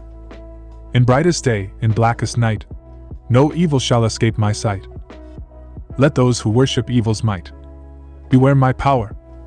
Green lantern's light. The moment Izuku finished reciting the words, a powerful explosion of green light went off in his room. He was blasted off from the chair he was sitting due to the explosion of energy. Izuku opened his eyes, groaning as he found himself on the floor in the middle of his room with the ring on his finger this time. 100% power. Transfer complete. A new voice announced inside his head. Izuku thought the ring spoke again, but the voice was different from the one which spoke before. This voice sounded softer and feminine in way, not like the deeper and booming one he heard in the beach. So, he thought the lantern must have spoken this time. Is it the lantern this time? Izuku asked tiredly. He was slightly regretting getting the ring and lantern since he was blasted off for the third time today, and he was too tired. No. You were correct on the thought of ring, Cadet Izuku Yagi. The same voice responded to his question. Izuku blinked in surprise as he looked down at his finger with the ring. The ring. Then why was the voice different this time? And, Cadet. What happened to the first voice? Wait. First, who are you? How are you talking in my head? He questioned the voice. That was a safety protocol. It's only used till a new Lantern Corps is chosen. I am the Navigator AI in charge of former Cadet Albinsur's ship. The voice answered to his question before continuing its explanation. But before his passing, he integrated my matrix into the ring from the ship. However, the process was incomplete as Cadet Albinsur passed away before the data transferred and the ring's energy resources were low for the process to continue. So I stopped the process until the ring was fully charged. The AI explained to Izuku. Izuku stared at the ring and lantern in awe, shock, and confusion. Even in the current advanced world, AIs were not there. Just how advanced was the planet of Albinsur was to create AI? He then got an idea. He can use this AI to clear all his doubts regarding these things. So he decided to get all the answers related to the ring, lantern, and whatever he had been chosen for. It was all confusing for him. So, why did he integrate your matrix to the ring from the ship? Izuku started his question with that. I believe it was for the benefit of yours. The AI answered. Mine? Izuku asked with a tilt of his head. To my extensive knowledge, the inhabitants of this planet is unaware of the working pattern, or even the existence of the Green Lantern Corps. And now with the Green Lantern Corps gone, there is a lack of governing and functioning body, which leaves you with no one to train you, Cadet Izuku Yagi. The voice continued explaining. That must be the reason why Cadet Albinsur transferred my matrix into the power ring. So that I can serve as your guide and prepare you for your duties as a Green Lantern of Sector 2814. Izuku listened carefully to the words of the AI, and while he was shocked of the big purpose of the AI, he was also confused by some words. What duties? He asked, confused. Actually, can you please stop calling me using my full name? Just call me Izuku. And why do you keep calling me Cadet? What does that mean? And what is Sector 2814? Izuku asked the question a bit irritated this time. Hearing his family name after a long time brought some things he didn't want to remember. He didn't like being reminded of that people, much less called by that name. Green Lanterns are an intergalactic peacekeeping force tasked with maintaining order in our universe. The AI informed him in the same tone of voice as if it didn't notice the irritation in Izuku's voice. And since you were chosen as the next candidate by the ring, your duty is to protect the Sector 2814. Understood, Cadet Izuku. And since Green Lanterns are the protectors of our universe, referring you as a cadet is a sign of respect for the Lantern Corps. And Sector 2814 is the planet you are currently residing, Earth. The AI added more information and Izuku gained more knowledge of the duty he was chosen for. Izuku's eyes widened comically hearing the final sentence. He just heard he was the protector of 2814 and it's the whole Earth. Izuku exclaimed in shock. Protector of Earth. Him. Yes, but given your current situation of having no knowledge of Lantern Corps and the lack of a trainer, I suggest you limit your jurisdiction to the local area for now. The AI said, hearing his exclamation. And why did it sound like it just insulted him? And before Izuku could think further about the words, the AI spoke again. My database about this planet seems to be insufficient for me to proceed with a training plan suitable for you. Do you have access to your planet's collective reservoir of information, Cadet Izuku? The AI requested him. Izuku blinked for a moment. Reservoir? He asked himself before getting an idea what exactly the AI asked for. You mean like the internet? Izuku asked. He turned to the computer that was sitting on his desk. Immediately a green light shot out of the ring from his hand and moved up and down the computer, as if scanning it. Establishing connection with router. Connection established. Commencing download of knowledge about Earth in its entirety. The AI declared as the scanning continued. He stood up from his place and ground before sitting down on his bed and lying down in exhaustion. Download successful. Starting overview process. The AI announced again. Discarding unimportant information. Adding martial arts videos. The process might take some time to finish. The AI finished before going silent. In that silence, Izuku's mind went back to all the things that happened to him today. First, he received the rejection letter from Hero School stating that he was lacking the quirk and sufficient information about him to enroll. Then he befriended 3 new people in the cafe today after finishing his song of the day. While those 3 were weird, and he still didn't know much about them besides their names. He did like the interaction since it was fun. Then he saved a girl in the alleyway. Yeah, now that he remembers it, he hopes the girl is safe. He knows he knocked out all the 3, but still he was kidnapped, technically yes, from there before checking her. He hopes a police or hero reached her. Then, he flew in speeds that could rival top 10 heroes, landed in the beach far away from the alleyway in seconds. Saw a spaceship, saw a video of an alien telling him he was chosen as the protector of the Earth. Now a ring that talks and telling him it is guide. Not to forget, it is downloading data to plan a training schedule. Just what is his life? Izuku sighed as he closed his eyes. It all still sounded surreal to him. But he knew he was stuck with these. He just didn't know whether it was a good thing or not. The silence continued for several minutes before Izuku decided to ask an important question. One that he had been asking all his life. One that he was afraid to even ask others at this point. But he steeled his nerves and asked, "Hey, these Green Lantern Corps, you keep telling that they are protectors. They are kind of H-heroes, right?" He inquired nervously. The wielder of the power rings are considered as the chosen protectors. They have the responsibility to protect the people of the sector against all odds. Despite the race of the people, they protect others at all costs. Many races in the universe considered the Green Lantern Corps as one before. So, yes, Green Lanterns are heroes. The AI revealed as it continued the process without knowing the impact of its words had on Izuku. Izuku sniffled, feeling tears welling up in his eyes as he looked up at the ceiling of his room. Hero. A word that he basically worshipped ever since he remembers. A word that came out of his mouth the most, and yet the one that remained the furthest away from his grasp. A word that he wished someone said to him all this time. Izuku's tears fell from his eyes as he sobbed. He could hear the voice of the rings saying something, but he couldn't really focus on that right now.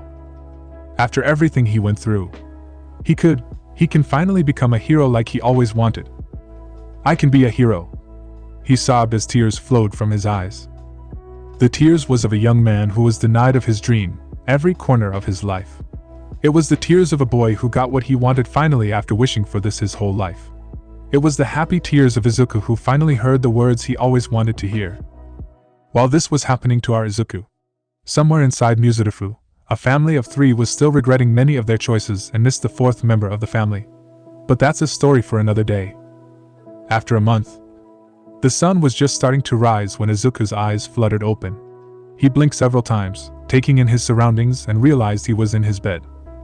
As he pushed himself up into a sitting position, he felt the stiffness in his back and neck from yesterday's training. He rubbed at his eyes, trying to steer away the sleepiness. He noticed a soft glow in the corner of his room. The ring had activated its projection. "Good morning, Cadet Izuku." The AI's voice echoed from the ring as the light glowed warmly. "How did you sleep?" Izuku blinked still, new to hear a greeting as the first thing in the morning before responding. "I slept peacefully," Izuku replied with a small smile, remembering everything that happened after he got the power ring. It still never failed to amuse him. The light from the ring pulsed in understanding. "I'm glad to hear it, Cadet Izuku. I wanted to make sure you were okay." Izuku appreciated the concern it had for him. It all felt new for him. "Thank you, I appreciate it. Actually, do you have a name? What do I call you? I don't want to call you AI or Ring all the time," he questioned. For the first time since the AI made its presence known, the voice took a couple of seconds to respond. "Lantern Abin sir called me Aya." The former navigation program answered, and Izuku was sure he could hear a touch of sadness in its voice. But he didn't ask anything about it. He silently got out of his bed to prepare for the day, with a renewed sense of happiness. But before going out of his room, he simply muttered a silent thanks. "Thank you, Aya." 69. Grunt. 70. Izuku's muscles burned as he pushed himself through another set of pull-ups at the gym. Sweat dripped down his forehead and he gasped for breath, but he didn't let up. As he continued his workout, his mind started to wander. He thought about the day this whole new training regime started. Next day after he was chosen, Aya asked Izuku to stand still as the ring began to scan him with a green light. "I am conducting a physical assessment of your current abilities, Cadet Izuku," the AI explained. "I need to gather data on your physical stats so that I can plan a training program that will help you reach your maximum potential." Izuku stood still as Aya's light scanned over his body, taking measurements and gathering data on his physical stats. He felt a bit self-conscious standing there, as he knew he was not that fit considering his lack of diet and short time he was training. After a few minutes, the light dimmed before Aya spoke. "Based on my analysis, there is room for improvement in several areas," the AI reported. "Your strength and endurance are good, but your speed and agility could use some work." Izuku nodded his head slowly, taking in Aya's assessment as his eyes sparkled in interest. It seemed the AI was capable of performing many advanced things that their world was still lacking. The AI studied his whole ass stats like a scouter in few seconds. "Okay. So what should I do to improve that?" he asked in slight embarrassment. Aya's light pulsed with energy as it began to explain. "I will be designing a training program that will focus on improving your speed and agility, as well as your overall physical fitness," she said. "We will be working on a variety of exercises and drills that will challenge you and push you to your limits."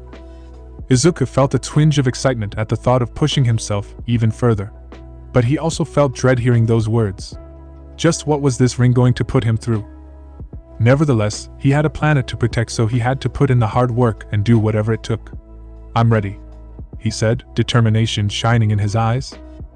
"Good, I have your training and meal plan ready," she said, as a detailed plan appeared in front of him as a projection from the ring. "I've devised this customized plan based on your results." Izuku scanned through the contents, his eyes widening as he read through the extensive regimen which was weirdly named. Training Plan. Cadet Izuku. Monday. Strength, weightlifting focusing on the upper body, such as bench press, pull-ups, and dumbbell rows. Speed, sprint intervals, alternating between 100-meter sprints at maximum effort and 50-meter jogs for recovery. Endurance, long-distance run at a moderate pace for at least 30 to 45 minutes. Agility, ladder drills, such as 2 feet in, 1 foot in, and side shuffles. Martial arts, focus on technique and form, working on punches, kicks, and blocks. Weapons, practice using a sword to work on footwork, technique, and coordination. Tuesday. Strength, weightlifting focusing on the lower body, such as squats, lunges, and deadlifts. Speed, hill sprints, a steep hill to run up and down repeatedly. Endurance, swimming laps for at least 30 to 45 minutes. Agility, jump rope intervals, alternating between double unders, single unders, and side-to-side jumps. Martial arts, work on sparring technique, focusing on evasion and counterattacks. Weapons, practice using a wooden staff, working on spins, strikes, and blocks. Wednesday. Rest day. Focus on yoga, stretching, or light cardio to recover and prepare for the rest of the week. Thursday. Strength, calisthenics, focusing on bodyweight exercises such as push-ups, pull-ups, squats, and lunges. Speed, agility ladder drills, focusing on speed and footwork. Endurance, interval training on a stationary bike, alternating between high intensity and moderate intensity for at least 30 to 45 minutes. Agility, cone drills, working on quick cuts and changes of direction. Martial arts, focus on grappling and ground fighting techniques. Weapons, practice using nunchucks, working on coordination and technique. Friday.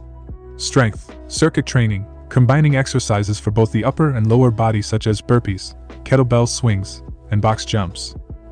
Speed, plyometrics, focusing on explosive movements such as jumping lunges and box jumps. Endurance, interval running, alternating between high-intensity sprints and recovery jogs for at least 30 to 45 minutes. Agility, hurdle drills, working on quick feet and jumping technique. Martial arts, work on throwing techniques such as hip tosses and arm throws. Weapons, practice using a short sword, working on form and technique. Saturday. Strength, core and stability training, such as planks, side planks, and Russian twists. Speed, short-distance sprints, focusing on maximum effort for shorter distances like 20 to 30 meters. Endurance, outdoor bike ride for at least 30 to 45 minutes, varying the terrain and intensity. Agility, partner drills, such as reaction time games and mirror drills. Martial arts, sparring practice, focusing on both offense and defense. Weapons, practice using throwing knives, working on aim and accuracy. Sunday, rest day. Focus on yoga, stretching, or light cardio to recover and prepare for the upcoming week. This training plan is designed to be comprehensive and challenging, addressing various aspects of your physical abilities, including strength, speed, agility, endurance, stamina, weapon proficiency, and martial arts. It will be later modified based on your progress, Cadet Izuku. What the hell was that? Is this AI trying to kill him? Even Negenda showed some mercy in her merciless training. Wait a minute. He had to show this plan to Negenda to use the gym and train with her. This was it. He was going to die in the hands of these two monsters before he becomes a hero. Wait, does Aya even have hands? Now let's go through your meal plan. Aya said, not knowing the internal crisis Izuku was having. It still has more. Monday. Breakfast, grilled salmon, steamed rice, miso soup, wakame seaweed salad. Snack, edamame green tea. Lunch, teriyaki chicken, mixed vegetable stir-fry, brown rice, miso soup. Snack, sashimi, cucumber slices. Dinner, beef and vegetable hot pot, steamed rice, seaweed salad. Snack, tofu and vegetable skewers, green tea. Tuesday. Breakfast, scrambled eggs with shiitake mushrooms, steamed rice, miso soup, seaweed salad. Snack, roasted almonds, green tea. Lunch, tuna poke bowl with brown rice, mixed vegetables, and seaweed salad. Snack, apple slices with almond butter. Dinner, grilled miso marinated cod, soba noodles with vegetables, miso soup. Snack, yogurt with mixed berries. Wednesday. Breakfast, grilled chicken breast, steamed rice, miso soup, wakame seaweed salad. Snack, roasted chickpeas, green tea. Lunch, shrimp tempura, vegetable tempura, soba noodles, miso soup. Snack, carrot sticks with hummus. Dinner, grilled beef skewers, roasted sweet potatoes, miso soup. Snack, Greek yogurt with honey and granola. Thursday. Breakfast, tofu and spinach scramble, steamed rice, miso soup, seaweed salad. Snack, banana with peanut butter. Lunch, chicken katsu with. Snack, baked sweet potato with cinnamon and almond butter. Friday. Breakfast, grilled salmon, steamed rice, miso soup, wakame seaweed salad. Snack, roasted edamame green tea. Lunch, teriyaki tofu, mixed vegetable stir-fry, brown rice, miso soup. Snack, clementine slices. Dinner, yakitori chicken skewers, grilled vegetables, miso soup. Snack, popcorn with nutritional yeast. Saturday. Breakfast, vegetable and tofu stir-fry, steamed rice, miso soup, seaweed salad. Snack, trail mix, green tea. Lunch, soba noodle salad with tofu and vegetables, miso soup. Snack, baked apple with cinnamon. Dinner, grilled tuna steak, mixed vegetable stir-fry, miso soup. Snack, banana with almond butter. Sunday. Breakfast, grilled chicken breast, steamed rice, miso soup, wakame seaweed salad. Snack, roasted pumpkin seeds, green tea. Lunch, okonomiyaki, savory pancake, with shrimp and vegetables, miso soup. Snack, pear slices with cheese. Dinner, sukiyaki beef and vegetable hot pot, steamed rice, seaweed salad. Snack, baked kale chips. Holy shit. He have to go to work in additional shifts just to be able to afford this food. Just what the hell did he sign into? This meal plan provides a balance of protein, complex carbohydrates, and healthy fats to support your training and recovery. It also includes plenty of fruits and vegetables to provide essential vitamins and minerals, Cadet Izuku. Do you have any questions? Wow, this is a lot, he said, looking mortified. Are you sure this is correct? Because as much as I want to follow this, I don't think I can even afford this much with the money I have with me, Izuku said, seriously considering everything. The AI paused for a second before the light flickered. The plan was calculated after assessing through markets from your surroundings and based on your income. So you have nothing to worry about, Cadet Izuku. Izuku scrambled at the sudden data, shocked. How did you know my income? He questioned in surprise.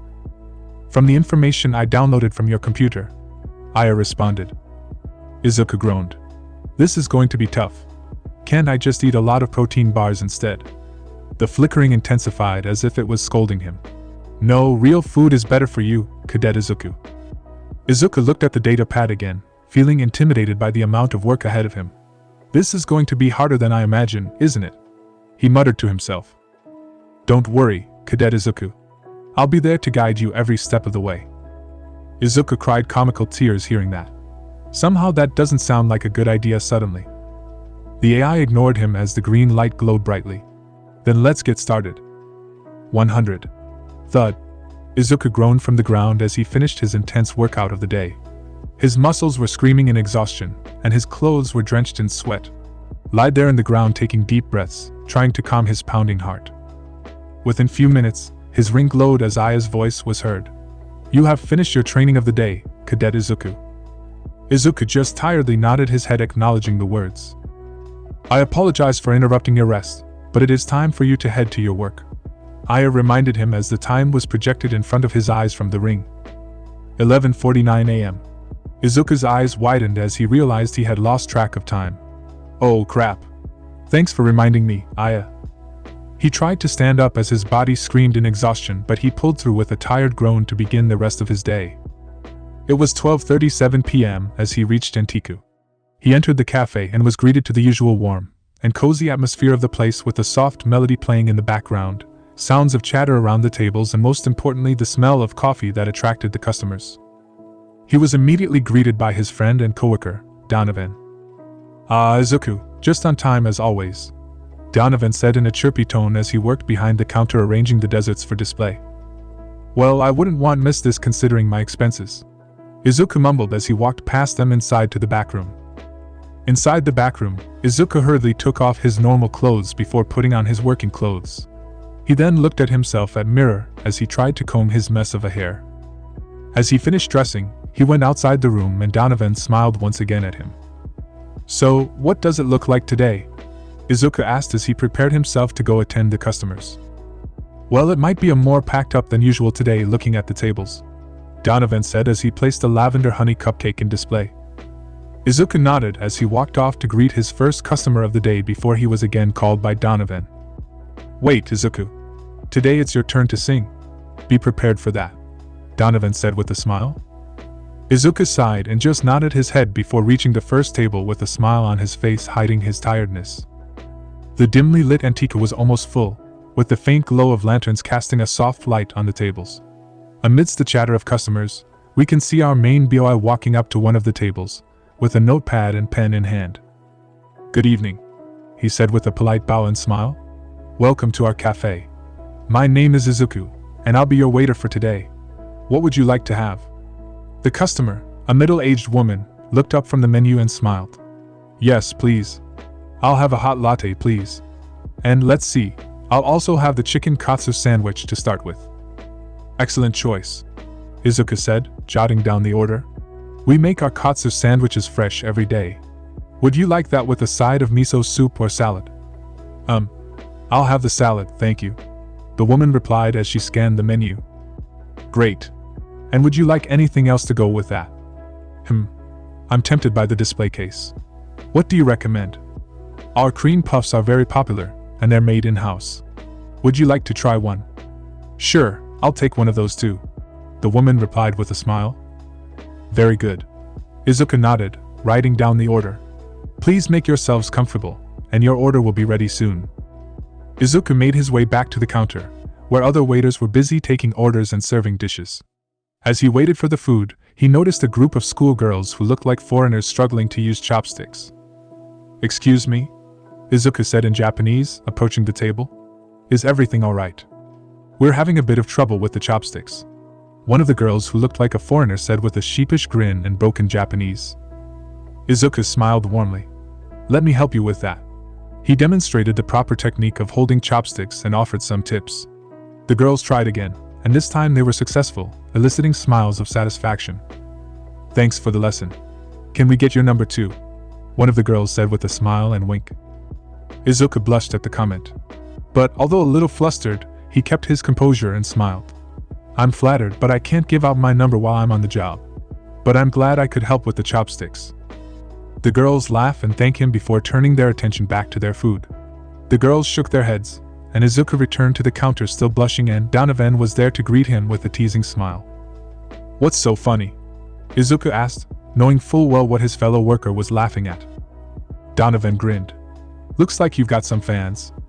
Izuku rolled his eyes as he took a piece of lavender cupcake from the counter and started eating it. "They were just asking for chopsticks help." "Nom nom nom." Donovan continued to tease him. Sure. I saw the way you blushed when they asked for your number." Izuku swallowed the piece of cake as he tried to defend himself. "Gulp, I didn't blush. I just politely declined." Donovan shook his head. "Whatever you say, man. But if you change your mind, I'll slip them your number on the way out." Izuku groaned before he was called as the food was ready. He carefully arranged the dishes on a tray and made his way back to the table. Despite his embarrassment, he can't help but chuckle too. The banter between the staff always makes the long hours worth it, and he's glad to have friends. "Here," he said, placing the dishes in front of the woman.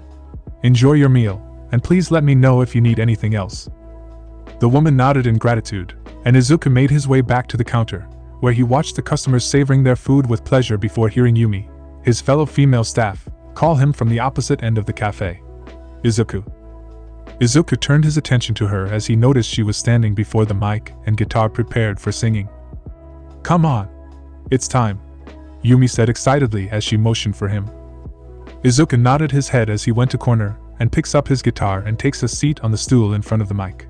He removed his vest and loosened the first 2 buttons of his shirt for his comfort, before he cleared his throat, starting to introduce himself to the crowd. Hello. So my name is Izuku and I am here to perform for tonight."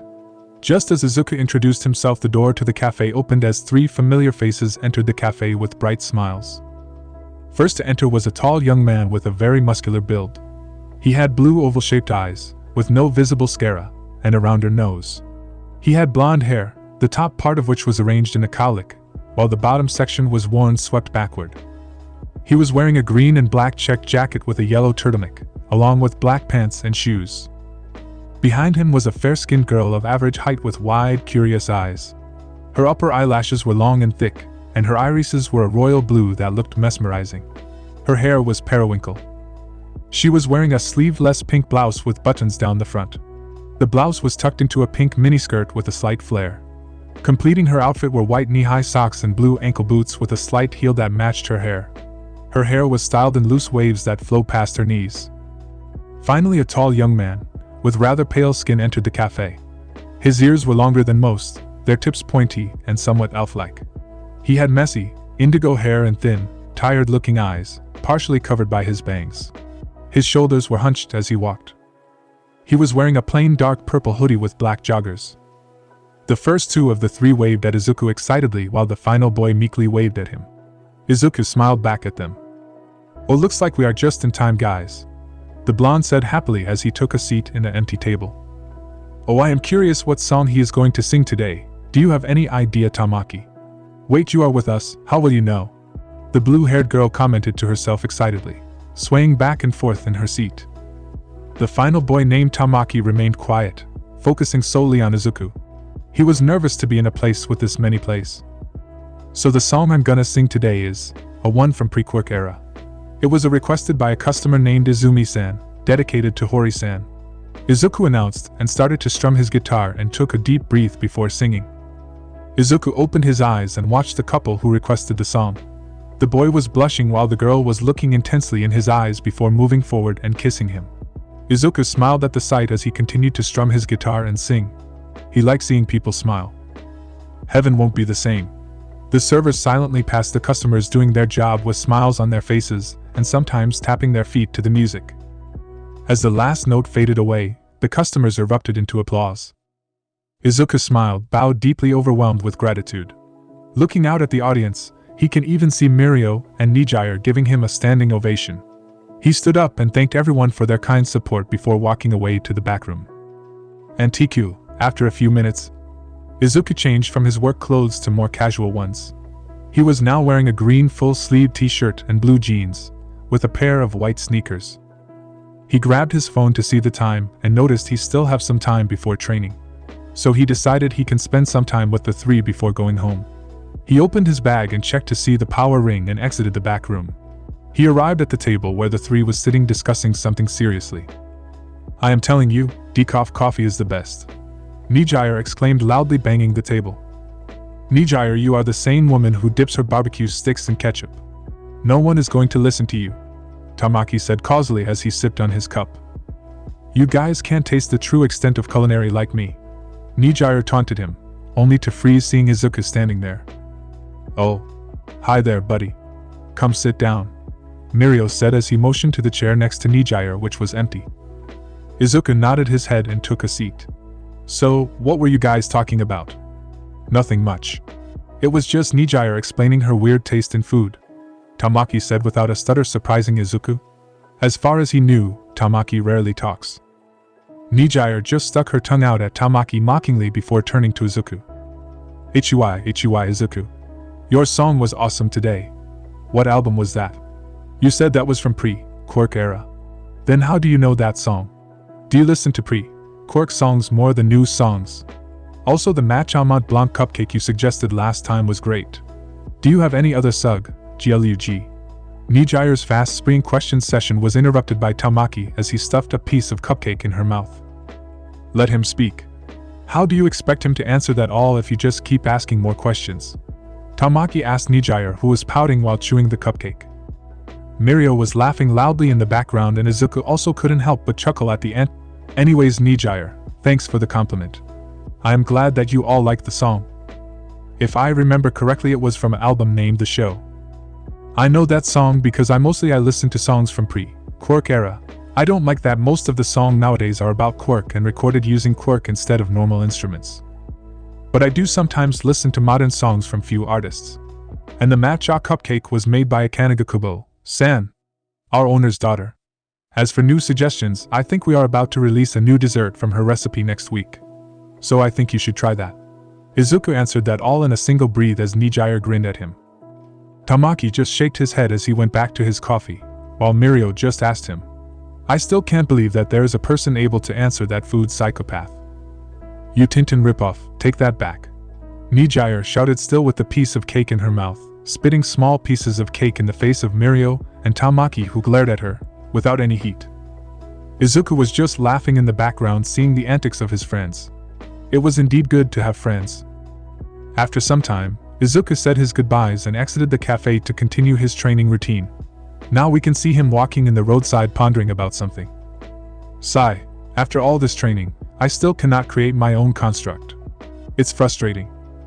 While one part of his training was rigorous physical training that pushed his limit every time, the other portion of his training as a cadet revolved around the abilities granted by the power ring.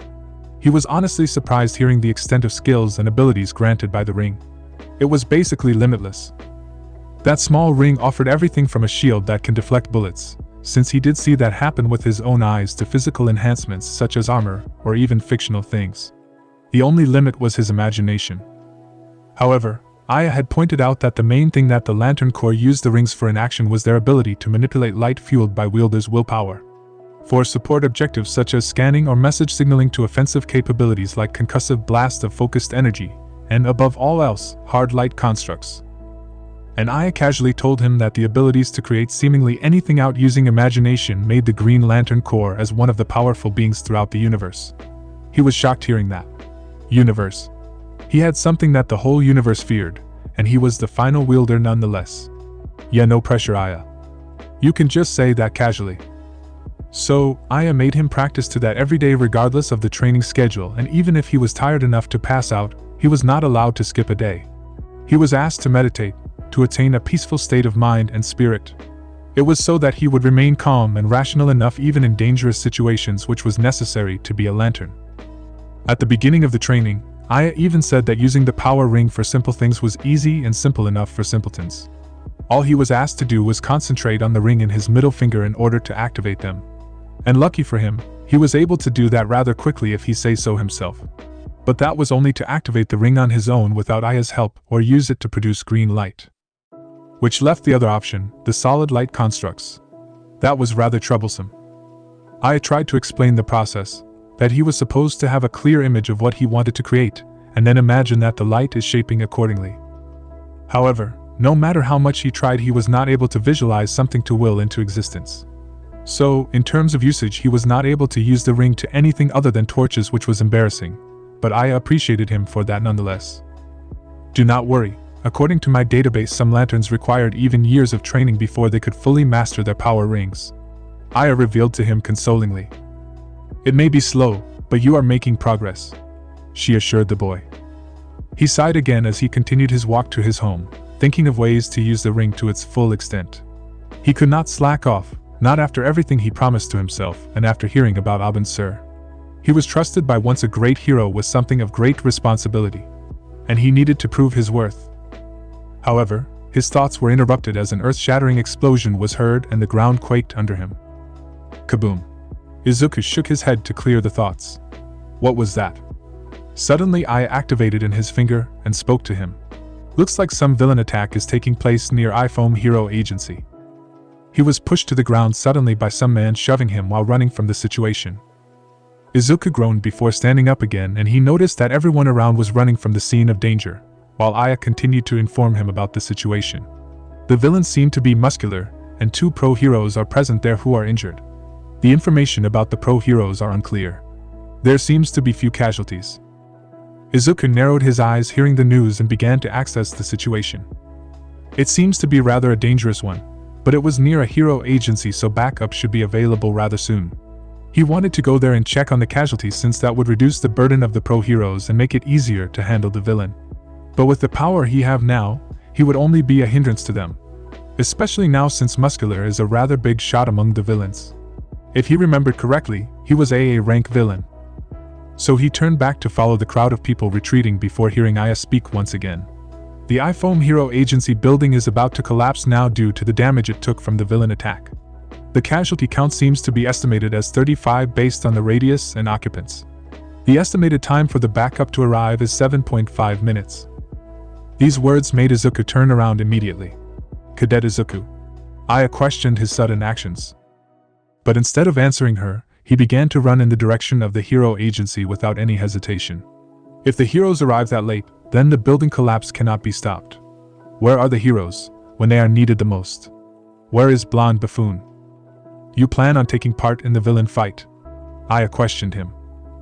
He looked up in the building, which seemed rather unsteady considering there a huge hole in the building near the entrance, and the broken glass panels in the middle. People could be seen escaping the building, but there was still some people visible to his eyes that were stuck on the top floor. Aya, scan the building and tell me the time needed for everyone to escape without casualties. The ring on his right-hand middle finger glowed for a second before Aya's voice was heard. 10 minutes, 27 seconds. The stairs are destroyed in the 4th floor, and other exits seem damaged, which is rather risky considering the amount of people. Izuku sked in irritation. He cannot let that happen without Event trying anything. If you are planning on stopping that building before it falls, then you are going to need a construct to stop it, Aya stated. But I can't make one. Not to mention the size and strength required for this. Izuku grunted in frustration of his uselessness, and not being able to do anything. Yes, you can, Cadet Izuku. You have been chosen as the Lantern Corp of Sector 2814 for a reason. Otherwise the ring would not have chosen you, Aya replied. Izuku gritted his teeth. The sight of the slowly breaking down building in his sight, and the cries of the civilians inside it ringing inside his ears. He was going to save these people, no matter what. Izuku took a deep breath to relax himself, and tried to concentrate. Think of the most powerful thing you have witnessed. Recall that memory and give it shape. Aya's advice was heard by him. Concentrating, he tried to think of something strong enough and large enough to stop the building from falling and hold it. Finally, his mind remembered a scene from a pre-quirk manga Dragon Ball Super he read where the hero seemed to be in a pinch before he grew a giant spirit-like thingy to stop the giant villain. He recalled the panel he read.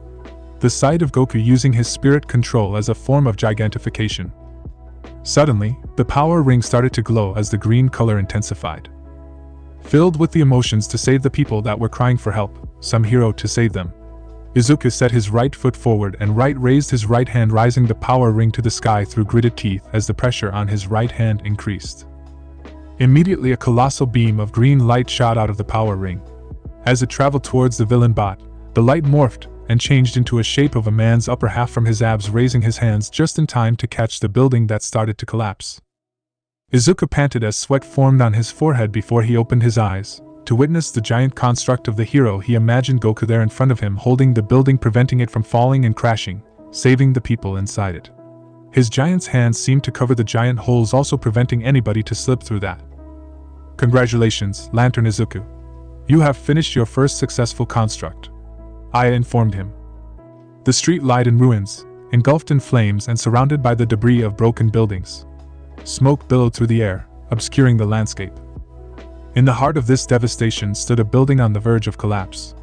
Its structural integrity compromised, threatening to crumble into a heap of rubble at any moment. Panic filled the air as desperate cries for help echoed through the city streets. But amidst the chaos and destruction, a glimmer of hope emerged. A colossal construct, glowing with a vibrant green aura, appeared from the waist up, resembling the legendary warrior Goku. It extended its massive arms, gripping the crumbling structure, preventing its imminent descent and saving the lives of the people inside it alongside.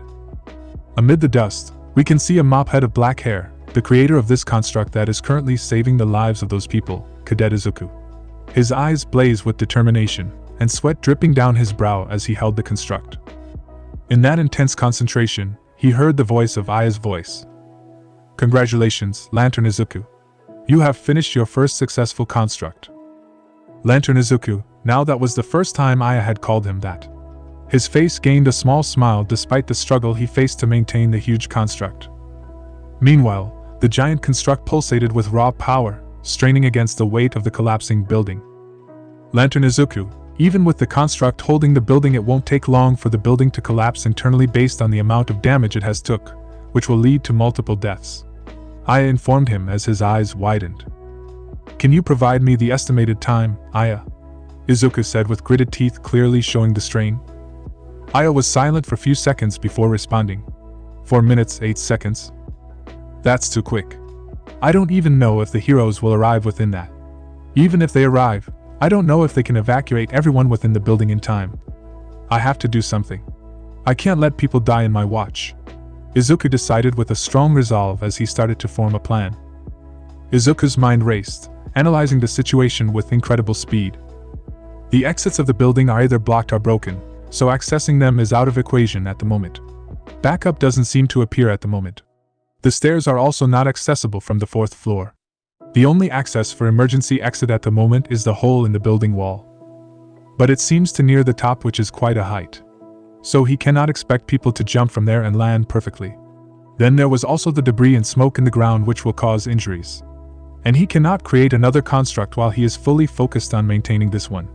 So that option is also out of equation. His mind suddenly gained a crazy idea. But it was the only one he can think of the moment, which will lead to least casualties. Just as he formed a plan in his head, cracks began to form in the facade of the building. With a focused determination, Izuku began to act on his plan. He concentrated his power, shifting the construct's form slightly. The colossal hands of the Goku-like figure morphed into gentle slides from the wrist to his forearms, that extended from the elbows, extending for quite a distance to make sure that the landing spot was not dangerous and safe. 2 holes were formed within the palm of the hand in the size of a man to allow people access the slide. He ordered Aya to announce the people inside the building to move slowly towards to the construct to evacuate. The ring glowed for a moment before the voice of Aya boomed. This is heroes here. Please evacuate slowly and safely towards the northern corner of the building on 6th floor facing the street. You can see a green hand, a whole eye in it. Please use that to evacuate the building in a slow and orderly manner. Izuku was lightly shocked from hearing Aya's mini speech. It actually was like a hero drill. She most probably took that from internet, he concluded. It was quiet other than the sound of burning flames for a few seconds before he saw a middle-aged man with disheveled hair and a soot-streaked face emerge from the hole and looking at the construct. He turned around and spoke something before using the escape route that was provided for them. The construct's body acted as a conduit, guiding him safely down, away from the crumbling structure. Following that, one by one, the survivors emerged through the construct's hands, their expressions reflecting a mix of relief, gratitude, and disbelief at the miraculous rescue. They cling to the construct's green form, placing their trust in the huge figure. As the evacuees slide down, Izuku maintained a vigilant watch, ensuring their safe descent. His eyes scanned the surrounding area, looking for any signs of danger that might threaten the delicate rescue operation. Sweat dripped down his face, mingling with his determination, as he channeled his willpower to sustain the construct's stability. With each passing moment, more people escaped from the crumbling building, their trembling bodies finding solace and security within the construct's protective embrace. Izuku's heart swelled with a mix of relief and exhaustion, but he refused to let his resolve waver. He couldn't afford to fail here right now. At that moment, he starts to hear loud noises and Aya speaks again. Lantern Izuku, backup has arrived. Pro Hero Levitate, Iwabami and 13 are on their way. They will reach here in a minute.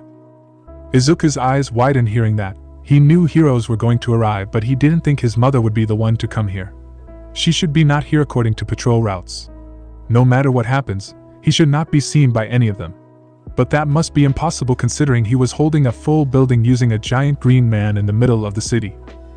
Izuku started panicking in the moment, and that caused the construct to crack slightly, which shook one of the final evacuees. Lantern Izuku, you must remain calm now.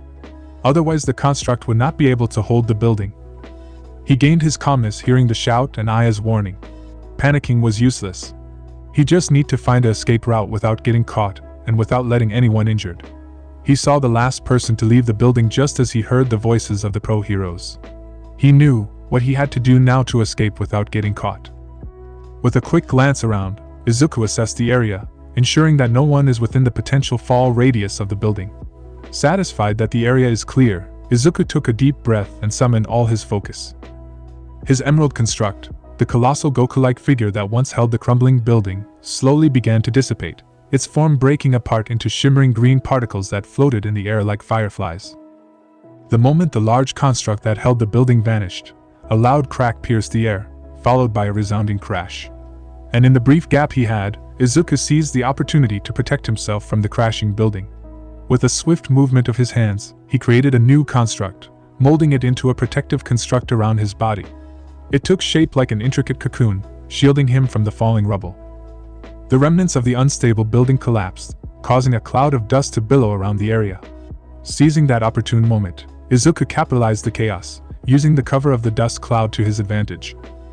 Inside the cocoon, Izuku moved swiftly, silently, as if dancing through the haze. His green construct began to unravel, as he crossed the fall radius in the opposite direction of the heroes. Soon, the protective barrier around Izuku faded away completely, leaving him exposed but unnoticed. Emerging from the dissipating cocoon, Izuku became a figure shrouded in dust, his face partially concealed by the residue of the fallen building. He blended seamlessly with the aftermath, becoming one with the chaotic scene. Silently, he slipped away, his footsteps muffled by the lingering debris, turning his back towards the scene. As the dust settled, the heroes began to take over the rescue operation, unaware that the hero of the day disappeared into the aftermath, leaving behind only whispers and speculation of the enigmatic hero who defied the odds. Izuku's home. After successfully evading the heroes and slipping away from the chaos, Izuku finds himself back at his humble home, hidden from prying eyes. The weight of the day's events settles heavily upon his shoulders, and a sense of exhaustion washes over him, threatening to engulf his every fiber. Closing the door behind him, Izuku enters the quiet sanctuary of his home. The comforting warmth of familiarity greet him. With each step he took, the weariness in his bones became more apparent. The adrenaline that fueled his actions in the incident left a deep-seated fatigue added with the training he did already today. Reaching his bedroom, Izuku stood at the foot of his bed, gazing at it longingly. The room was dimly lit, the gentle glow of the moon filtering through the curtains. The soft mattress called out to him, its plushness promising the solace he so desperately needs. With a sigh, he started to strip off his sweat-drenched and dirty clothes, revealing the exhaustion etched upon his face. In the meantime, he asked Aya for an update on the situation tiredly. Aya, can you update me about what happened there after we left? Aya was silent for a moment, as if processing it before the ring glowed. There were no casualties from the building fall. 17 of them are injured and are getting treated by paramedics. Pro heroes calmed the crowd and are currently conducting a search through the debris to check for any causalities. Otherwise the situation have calmed down mostly thanks to you, Lantern Izuku. What's with the sudden change of cadet to Lantern Aya? Izuku asked. You were a trainee with no proper usage or constructs before, so you were a cadet. Today you have successfully constructed your first construct and have saved the lives of 35 people. This is indeed a worthy time for the promotion of ranks. Aya answered. Izuku didn't know for sure, but he heard the tone of Aya held pride. Thanks Aya, Izuku said with a smile as he stripped completely, only wearing his boxers. Just as he was about to go to his slumber, he remembered something. "Aya, what about the villain? What happened there?" Aya was again silent for a few seconds before responding. Unfortunately, the fight ended in the favor of the villain Muscular. The hero duo, Waterhose, who fought him have died in the fight due to cause of lung puncture, and he other crushed by the quirk of Muscular. Muscular also escaped the scene and is currently being searched by heroes throughout the city. Izuku grimaced hearing the news. Death of heroes were often occurring during these type of large-scale villain attacks. But that doesn't make the fact of hearing that any simpler. And he have heard about the Waterhose hero duo. They were not top in the rankings, but they had a decent career with moderate rescues. The hero couple were a pair of rescue heroes, so to hear the fact they fought the A-rank villain with no backup seemed cruel. But it was also commendable considering the fact they let no one die. He suddenly remembered his parents, and the thought of seeing them someday in news haunted him. But he shook his head, not wanting to dwell on those thoughts any further. Izuku crawled onto the bed, sinking into the layers of softness. His eyes fluttered closed, and a sense of peace began to wash over him. As he lied there, his body sinking into the mattress, fatigue settled deep within his muscles, pulling him closer to sleep.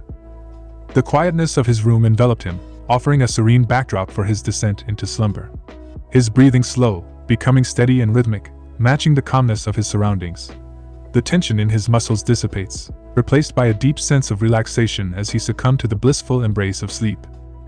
iPhone Hero Agency. In the aftermath of the cataclysmic event, the shattered street begins its slow process of recovery.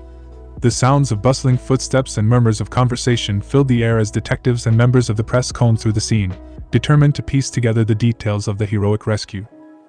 In a designated area near the site, a cluster of survivors were gathered, their faces still reflecting the fear and astonishment of the recent calamity. Pro Heroes Levitate was there consoling the kids and signing their dresses to make them smile. Her presence provided a safe and warm comfort to those people that helped them to regain their calmness. Detectives, equipped with notepads and pens, approached them one by one, their expressions a mix of empathy and curiosity. The first survivor, a middle-aged man with disheveled hair and a soot-streaked face, recounted his experience to an attentive detective. He spoke of the building's imminent collapse, the despair that gripped his heart, and the sudden appearance of the colossal green construct that saved his life. As the detective listened intently, the press hovered nearby, capturing every word and emotion. Camera flashes punctuated the air, freezing moments in time as the survivors' stories was unfolded. Microphones were extended, eagerly awaiting their turn to capture the narratives that will soon be shared with the world.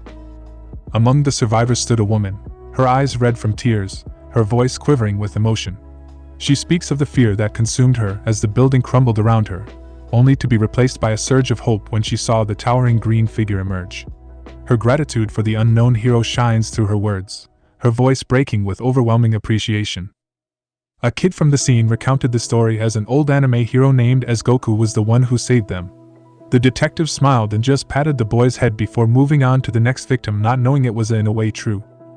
Finally, Levitate went to the detectives and asked about the investigation. And after talking to them, she concluded a common thread: a mysterious green construct held the building and saved the people. And it also provided them slides. But when she arrived, all she saw debris and flames and the evacuees safely standing at a safe distance from the building.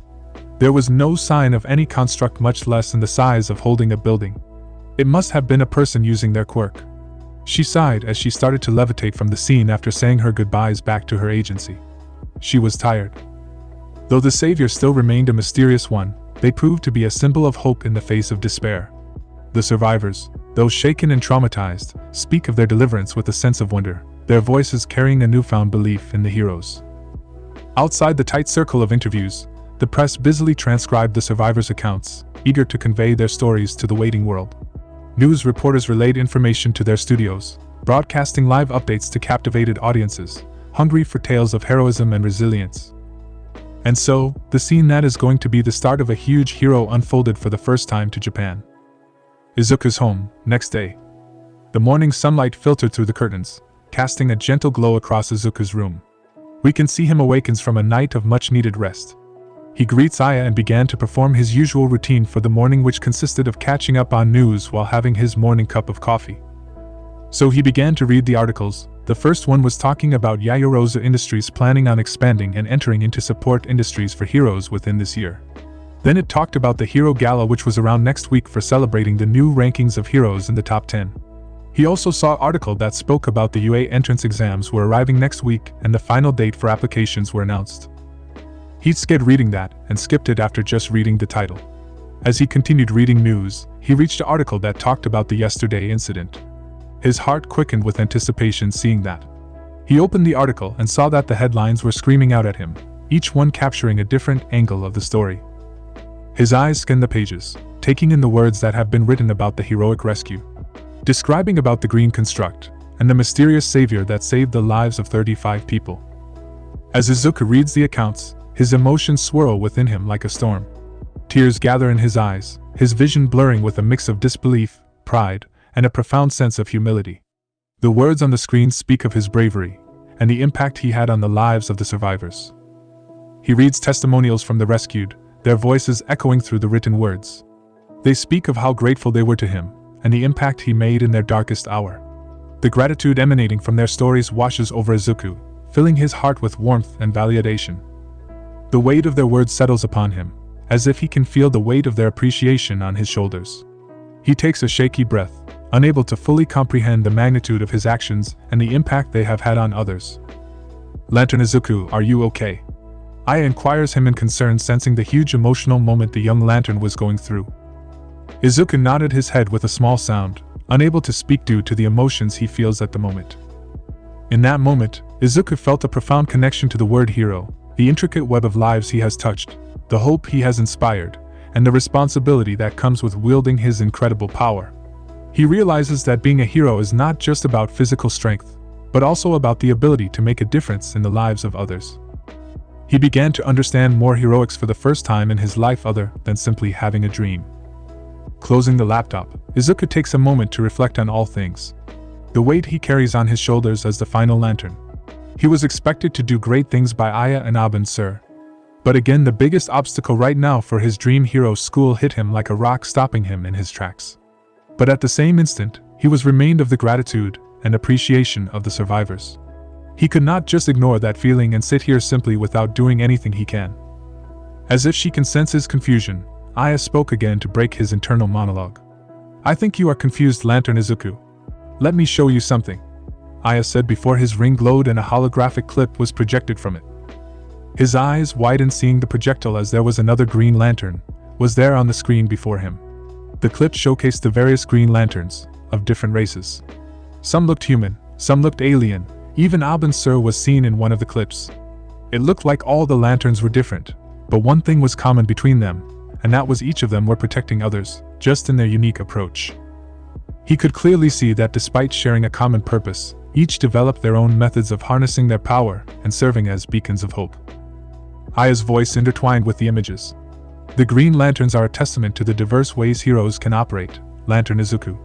Aya explained, her voice filled with assurance. From Hal Jordan's determination to overcome fear to Jessica Cruz's resilience in the face of anxiety, each lantern has found their own path to justice. Aya's voice carries a hint of encouragement as she concluded. Just as the previous green lanterns forged their unique paths, I believe you too will be able to find a way to be a hero that resonates with who you are. Trust in your instincts, your training, and the compassion that drives you. Hearing those words, Izuku's eyes widened as his thoughts went racing like a whirlwind. He knows that heroes typically receive their training and licenses through reputable hero schools, but a burning question struck in his mind. Did he needed that license to save those lives? Did something stop him from moving just because he did not go a hero school? Does he really need those qualifications to make a difference? Can he be a hero in his own right, even without the conventional path? Those questions ran in his mind as he raced back and forth in his room. After a few minutes, seeking solace and guidance, Izuku turned to his trusted AI companion, Aya. Aya, Izuku began, his voice tinged with uncertainty. What if I don't go to a hero school? What if I choose a different path? One where I can help people in my own way. Aya remained silent for a second as if she was calculating the weight behind Izuku's words. Lantern Izuku. Aya responds, her voice steady. Becoming a hero through non-traditional means is a complex decision. While I said to trust your instincts, I didn't mean to say to break the rules and become a vigilante. While your intentions are noble, it's important to consider the pros and cons. Izuku nods, eager to hear Aya's analysis. He knows that she will provide him with a balanced perspective, guiding him towards a well-informed choice. Vigilantism, while driven by the desire to protect and serve, operates outside the legal framework established for heroes. Aya explains.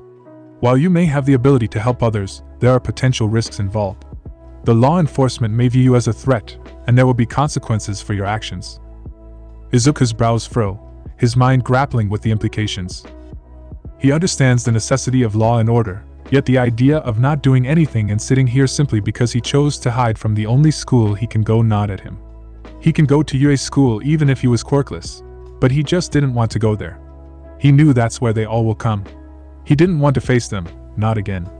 He felt like a coward for running away from them, but that's all he can do. He sighed, moving on to the conversation. But Aya, he interjected, his voice filled with determination. What if there are people out there who need a hero, someone who can't wait for licensed ones? Maybe I can be that hero to them, even if it means taking risks. Aya paused for a moment, as if she was considering the complexity of the situation. Lantern Izuku, your compassion and desire to help others are commendable.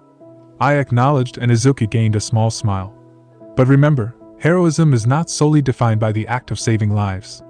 It's also about upholding justice, working within the established system to protect and serve. Izuku's face lost the smile, absorbing Aya's words, the weight of responsibility sinking deeper within him. He knows that his path won't be easy, regardless of the choice he makes. But he at least have to try. He came this far just for his dream, he can't quit now. Not here. That's true, Aya, he said after a pause. You're right when you say that I will have to go against the whole system if I choose to go in that path. I understand the risks and the importance of the established system. But at the same time, I can't simply turn a blind eye to those in need when I have the power to do something. Because if I refuse to do that now, then there will be no meaning behind me having these powers. I'll find a way to make a difference, to be a hero, even if it means forging my own path. Izuku said in a determined tone, and his eyes held a shine that was never seen before. Aya remained silent for a long time. It didn't look like he just spoke this out of the adrenaline of reading the articles about him. He looked like he thought this thoroughly, and he was ready to face the consequences. Aya broke the silence after some time.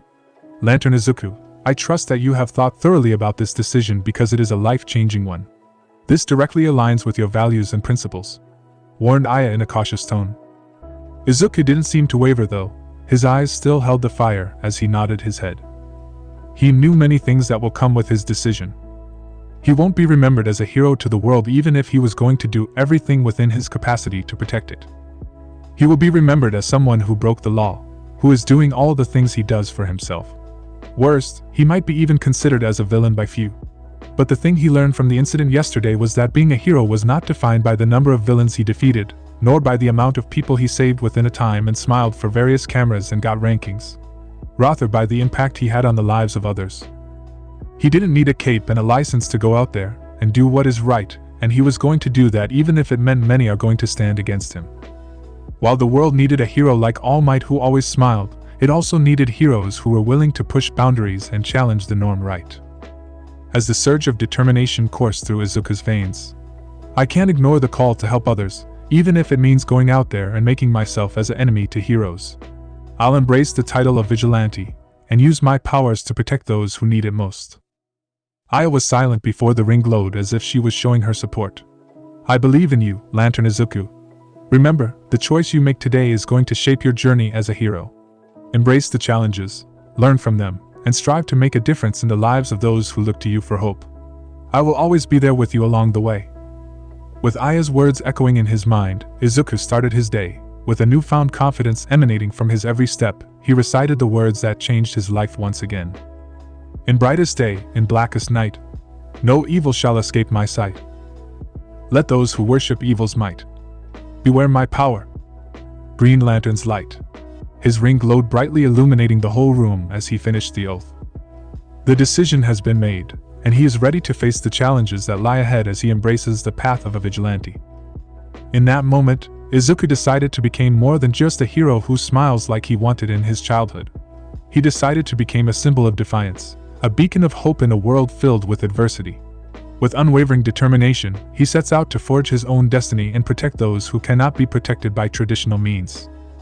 The journey ahead may be perilous, but he was prepared to face it head-on, fueled by the belief that his actions can bring about true change. Meanwhile, the whole Japan focused on the headlines of the news. The headlines were talking about the death of the hero dual waterhose and the rampant caused by the now S-rank villain Muscular in the daylight, and how the heroes failed to do anything as he was not caught. While that was a huge blow to the heroes, there was also another part of the news that described about a selfless deed that saved the lives of numerous people in their darkest hour. This article began with a captivating headline: Emerald Construct, a shining knight from the shadows. Then the article says about the details of the heroic act, describing how a giant emerald warrior construct appeared amidst chaos and destruction, forged from a dazzling green energy. With unwavering determination, this enigmatic hero defied the odds, saving lives and embodying the spirit of hero. The article offers no concrete answer as to the identity of the person behind the whole incident though, leaving readers to speculate. Some suggest that he may be a seasoned pro hero, his skills honed through years of experience. Others propose that he could be a hero in training, harnessing incredible powers yet to be fully understood, which was the reason he was not seen by anyone. But there is also another whisper, a murmuring in the shadows, suggesting that the hero of Emerald may indeed be a vigilante.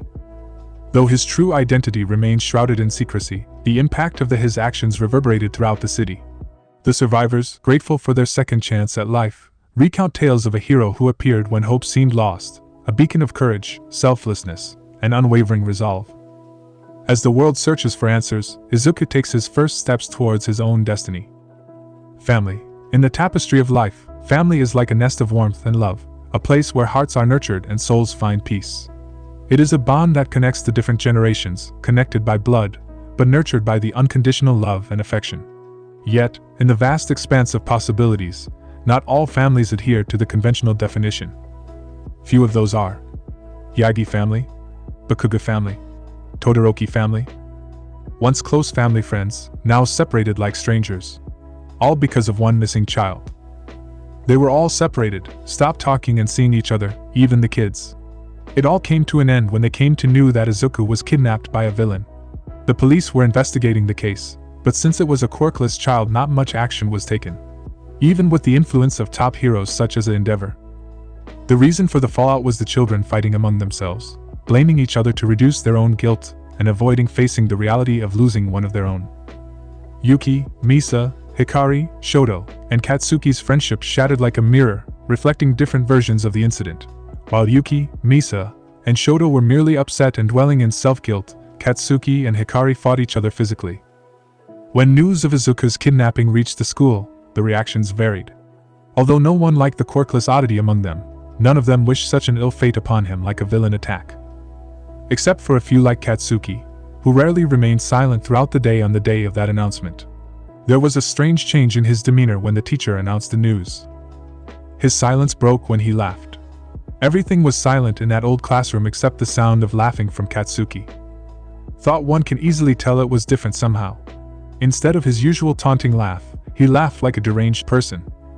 He began speaking about how the worthless Deku deserved it, and how he should have stayed beneath his feet, as he had always said. Suddenly, with a loud bang that resonated throughout the classroom, he was knocked to the other side by Hikari. Everyone was shocked, their eyes fixed on Hikari as she breathed heavily, her face covered in sweat, and an anger in her eyes that no one had ever witnessed before. Misa looked on in shock, her eyes widening, while Yuki sobbed and covered her mouth, uttering, "Hikari." Shoto lay on his desk, seemingly lost in his own thoughts. Bakugo, still in a state of shock, launched himself at her, and the situation quickly escalated into a fight. The parents were called to the school, and that became the last day they all spoke to each other. Even though they attended the same school, they now acted like strangers. Current time. Hikari can be seen panting for air with a flushed face. She was dressed in a sports bra and sweatpants. Sweat pouring down her furrowed brow as she mercilessly pummeled the sandbag in front of her, each strike fueled by a mix of anguish and determination. The haunting words reverberating through her mind, cutting deep into her soul. "You killed me." Her knuckles hit the sandbag harder as she heard the harsh words of her twin. "You abandoned me." Skin started to peel from her knuckles as her punch continued to hit the sandbag, more harder than before. "You are the worst sister." With each punch, Hikari's knuckles started to bleed, but she paid no heed to the pain. Soon, the room was filled with the sound of her fists striking the bags, the thuds echoing her internal turmoil.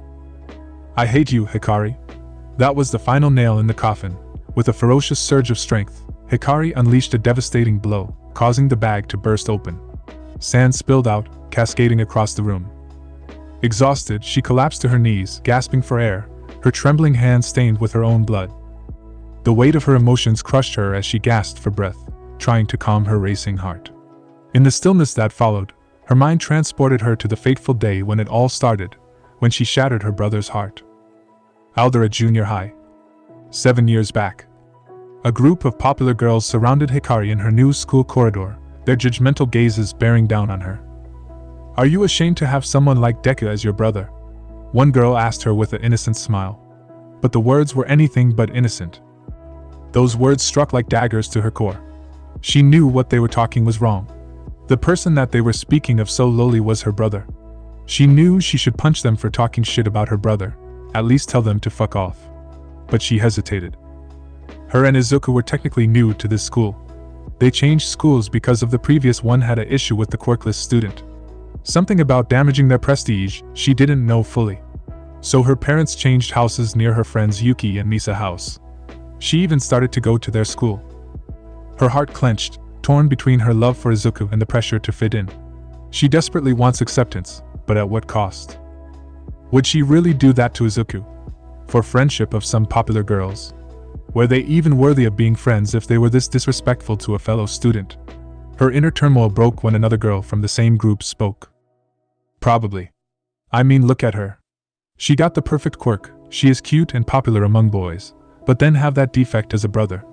She belongs with us, not that defect. She's probably just tolerating him because he's her brother. Poor thing." The second girl spoke, feigning pity towards her. Poor thing. Those words rang in Hikari's ears, suffocating her sense of self. She did not like that. She wanted to be strong like a pre-heroine. She wanted to be loved by people, not pitted or looked down. Poor thing. That's correct. My mother said not to get close to the quirkless boy. That his quirklessness might affect our quirks. Another girl chimed in. Poor thing. What do you say, Hikari? Let's not be near him anymore. Don't worry, you, Misa, Yuki can play with us from now on. The second girl said as she held her hand out towards Hikari. Even Shoto-kun and Katsuki-kun. We all can play together. Poor thing. Hikari laughed nervously, her voice trembling as she struggled to form the words that betrayed her own heart. Why yeah. I only tolerate him because he's my brother, you know. The girls reveled in joy, gathering closer to Hikari. Her heart clenched saying those words, but she didn't want to be like that. She wanted to be loved by everyone. Plus Izuku wouldn't know about this. Hikari tried to convince herself that Izuku wouldn't know about this to reduce the guilt she felt. But Hikari's gaze inadvertently fell upon a bush of green hair standing at a distance, his eyes filled with disbelief and hurt and tears running down his face. Her eyes widened as time slowed down, freezing that heartbreaking moment in her memory. The realization of the pain she inflicted upon him, her own twin brother, crashed upon Hikari like a tidal wave. She felt her chest tighten, her throat constrict, as the weight of regret and guilt settled upon her fragile shoulders. Tears welled up in her eyes, blurring her vision. She sat in the middle of the training room, her knees pulled up to her chest, trembling uncontrollably. The sobs that racked her body, a display of her shattered soul. Izuku. Izuku. She sobbed slowly. Her voice cracked with each repetition of her brother's name, as if begging for forgiveness, pleading for a chance to make amends. The room filled with a heavy silence, broken only by the sound of her anguished cries. In that moment of raw vulnerability, Hikari felt the weight of her actions pressing down upon her. She felt a pain that threw her heart, leaving her feeling small, lost, and utterly alone. Yagi residence.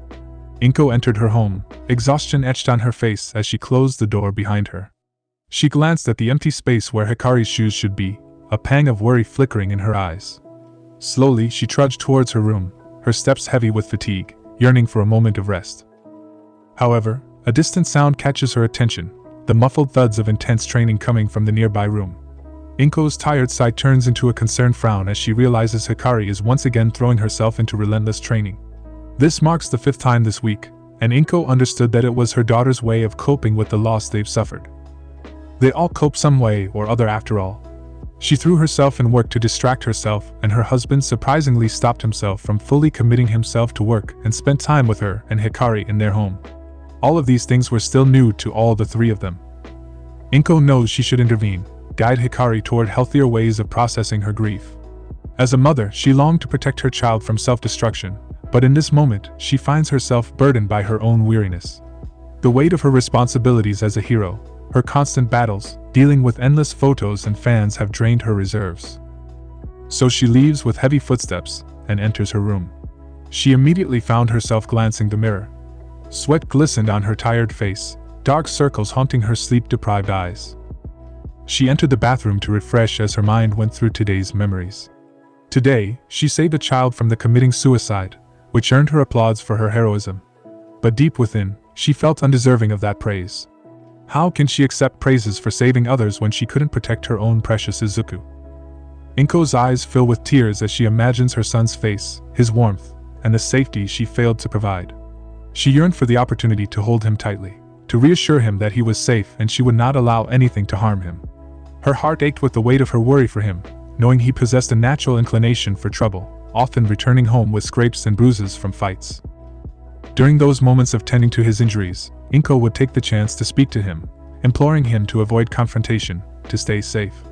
She longed to shield him from the world's powerful forces that threatened to break his fragile spirit. To her, he was her cinnamon bun, delicate and vulnerable, deserving of her unwavering protection. Inko's thoughts spiraled into self-blame and guilt. The notion that she should have been there that fateful day, shielding Izuku from the horrors of their world, consumed her. She splashed water on her face, hoping to wash away the weight of her anguish along with the tiredness, but it only intensified her sorrow. Tears streamed down Inko's face as she confronted the unbearable reality of losing her child. The guilt of both his absence and her failure overwhelms her. She collapsed onto the bathroom floor, her sobs echoing through her empty room, the pain of her loss radiating through every fiber of her being. Might Tower. A sea of adoring fans waited outside the agency, cheering and waving as Toshinori, in his heroic all-might form, entered the building. He smiled back, waving at them, the weight of his responsibility hidden behind his charismatic facade. Thought the moment he stepped inside, urgency took hold. As he rushed through the bustling crowd, his focus locked on reaching his private office. All Might's office. The door closed with a soft click, and Toshinori, the mighty symbol of peace, underwent his usual dramatic transformation. Smoke filled the room, dissipating with a poof as his muscles shrunk, returning him to his true form. He sighed wearily, feeling the weight of his age and the toll that hero duty took on his body. His hand rose to his face, wiping away the blood trickling from the corner of his mouth. Today was another day of relentless heroics, saving lives and fighting for justice. But as Toshinori settles into his chair at his desk, surrounded by a pile of paperwork. The paperwork represents the administrative side of his job, the part he despises, but it pales in comparison to the regret that haunts him. His tired eyes shift, catching sight of a small photo frame hidden amongst the papers. In it, he sees a younger version of himself, beaming with joy alongside his wife and their two precious children, Izuku and Hikari. A bittersweet smile tugs at his lips as memories flood his mind, reminding him of the moments he missed, the time he failed to spend with his family. Toshinori's heart clenches with guilt as he realizes the sacrifices he made in pursuit of his hero duties. He missed birthdays, sports festivals, and countless opportunities to simply be present for his children. He neglected the simple joys of family outings, of sharing laughter and creating lasting memories. The weight of those missed moments settles heavily on his chest, and he finds himself yearning for a chance to turn back time. It was only after the incident with Izuku, after the realization of his absence during his son's most important moments, that Toshinori truly comprehended the extent of his failure. The regret became a constant ache, a reminder of what he had lost. Determined to rectify his mistakes, he vowed to be there for Hikari, to carve out precious moments amidst his demanding schedule, even if it pushed his own limits. He took her to park, engaging in heartfelt conversations about school and her aspirations, though he found that she was not cheering up. He attended her school's sports festivals, cheering her on with support. It was a newfound dedication, a commitment to being the father he had always aspired to be. And though it took a toll on his aging body, he cherished every moment spent with Hikari, knowing that he couldn't afford to let another precious opportunity slip away. Yet, beneath the faint smile on his face, a shadow of sadness lingered. His thoughts inevitably turned to Izuku, his missing son. Toshinori's heart ached as he imagines the pain his boy might be enduring, the fear and uncertainty that he should feel every moment. The desperation to save him gnaws at his soul, urging him to action. He recalls the first week after Izuku's disappearance, when he frantically roamed every corner of Japan, shouting his son's name until his voice grew hoarse. Mud and rain stained his worn clothes, his face gaunt from the lack of nourishment. It was the toughest week of his life, a relentless pursuit of a lost child. His child. He only returned home because of Enji and Rei dragging him back. He was not happy about returning home without his son in his arms, but he knew he needed that humble remainder of his limitations as a hero. But not as a father. He still wanted to search every corner for his Izuku. He wanted to find him, bring him back to his mother and sister, hug him, apologize for not finding him sooner. Apologize for not being there as a good father. He wanted to do so many things, but he couldn't. His trembling hand reached out, tracing the outline of Izuku's face with a mixture of desperation and affection. The corners of his lips quiver as his voice, hoarse and strained, echoes in the quiet room. I promise to save you, my boy. No matter where you are. No matter who has you. Why? Because he couldn't even finish his catchphrase as his lips trembled and his eyes filled with tears. Toshinori's gaze slowly shifted to his phone resting on the table. He calmed himself before he reached for it, with a mix of anticipation and trepidation, his fingers trembling slightly as he dialed a familiar number. Each ring seemed to echo the passage of time, the seconds ticking away like a resounding reminder of his son's absence. After several heart-wrenching moments, a weary voice crackled through the speaker. Hello, Tsukachi speaking. Toshinori's voice quivered slightly as he responded. Tsukachi, it's Toshinori. I apologize for calling again, but any progress in the investigation? A sigh escaped Tsukachi's lips, one that was filled with exhaustion and frustration. Toshinori's heart sank, knowing that his friend was doing everything within his power to find Izuku. The weight of disappointment settled upon him, but he couldn't let go of hope. Please tell me there's something, anything. Tsukachi's voice remained heavy with weariness as he shared the disappointing update. I'm afraid there's still no breakthrough. Not a single camera in the vicinity captured any suspicious activity, and without your house cameras available, it's been difficult to gather substantial evidence. We did come across a person with a black hood, but he was seen alone, carrying a few bags. It doesn't seem to match our search criteria. Toshinori clenched his fist, frustration simmering beneath his calm exterior. The lack of progress weighed heavily on his weary shoulders. But he was not about to lose hope. I understand. And the investigation at the school. A weary sigh escaped Tsukachi's lips once again. I've received permission to proceed with the school investigation, but there's another case that requires immediate attention. I'll be able to start next week. I know it's frustrating, but we need to prioritize this. Toshinori nodded, his voice filled with resignation and determination. Yes, of course. It's just. Please do what you can. We must find him. Thank you for your efforts. The call ended, leaving Toshinori alone with his thoughts. He understood the limitations placed upon his friend, the pressure by the police department, and his own requests. It pained him not to demand immediate action, to push for his son's swift rescue, but he knew the consequences of exploiting his hero name further. He stared out the window, his eyes fixated on the world outside, his mind a whirlwind of memories and possibilities. A flash of vivid green hair, a gentle smile adorned with freckles, invaded his thoughts, etching itself onto his heart. Closing his eyes, Toshinori whispered into the quiet room, the words laced with determination and longing as he clutched the photo frame tightly, as if seeking strength from the frozen image of his family's joy. Soon, Izuku. Soon, my boy, I will bring you back home. Todoroki household. 8:30 a.m. The early morning sun cast a soft glow inside the Todoroki household, where Enji sat at a traditional Japanese table. Fuyumi diligently arranged the dishes, and Rei, wearing an apron, brought in a steaming pot of rice. Toya walked into the room and took a seat beside his father. Enji inquired, "Did you wake them all?" Toya simply nodded. Natsuo, looking a bit drowsy, joined the scene, offering a tired but warm "Good morning" to everyone before settling into a chair. Soon after, Shoto, wearing his usual stoic expression, entered the room and exchanged greetings with the others. A brief silence lingered in the room before Rei turned to Shoto, her expression curious. "Where's Yuki? Didn't she wake up with you?" Shoto glanced towards the door, then shrugged. His nonchalant response prompted an irritated sigh from Rei. As she began to rise from her seat, Enji intervened, urging her to stay seated and start eating. He assured her that Yuki would join them shortly. Rei nodded in understanding and proceeded to serve the hot food to the waiting family. A few minutes later, the door slid open, and Yuki entered. However, her appearance immediately sparked concern among the family. Dark bags hung beneath her eyes, and her gaze was tired and bloodshot, indicating a night devoid of sleep. Her exhaustion was palpable. Rei turned to Enji, worry etched on her face, and he simply nodded in understanding, acknowledging her concern. Yuki took her seat without offering any greetings. Enji remained silent, studying her closely. Fuyumi, showing genuine concern, was the first to speak up. Didn't sleep enough last night. Yuki turned towards Fuyumi, hesitated for a moment, opened her mouth, then closed it, shaking her head to deny the question. Fuyumi frowned in worry but accepted Yuki's response. She proceeded to serve a bowl of rice to Yuki and gently handed it to her, saying, "Well, eat the hot rice. It should help you for now." Yuki accepted the rice with a quiet thank you, her voice carrying a dry and meek quality, as if she had spent a long time crying. Though she got her food, she just sat there, gazing silently at the rice. Rei spoke gently. "Yuki dear, eat your food before it gets cold."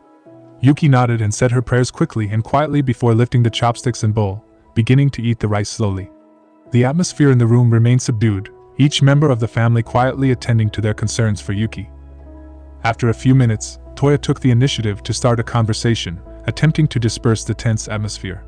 Natsuo followed suit, and soon the table was filled with small talk between Rei, Fuyumi, Toya, Natsuo, and occasionally Enji.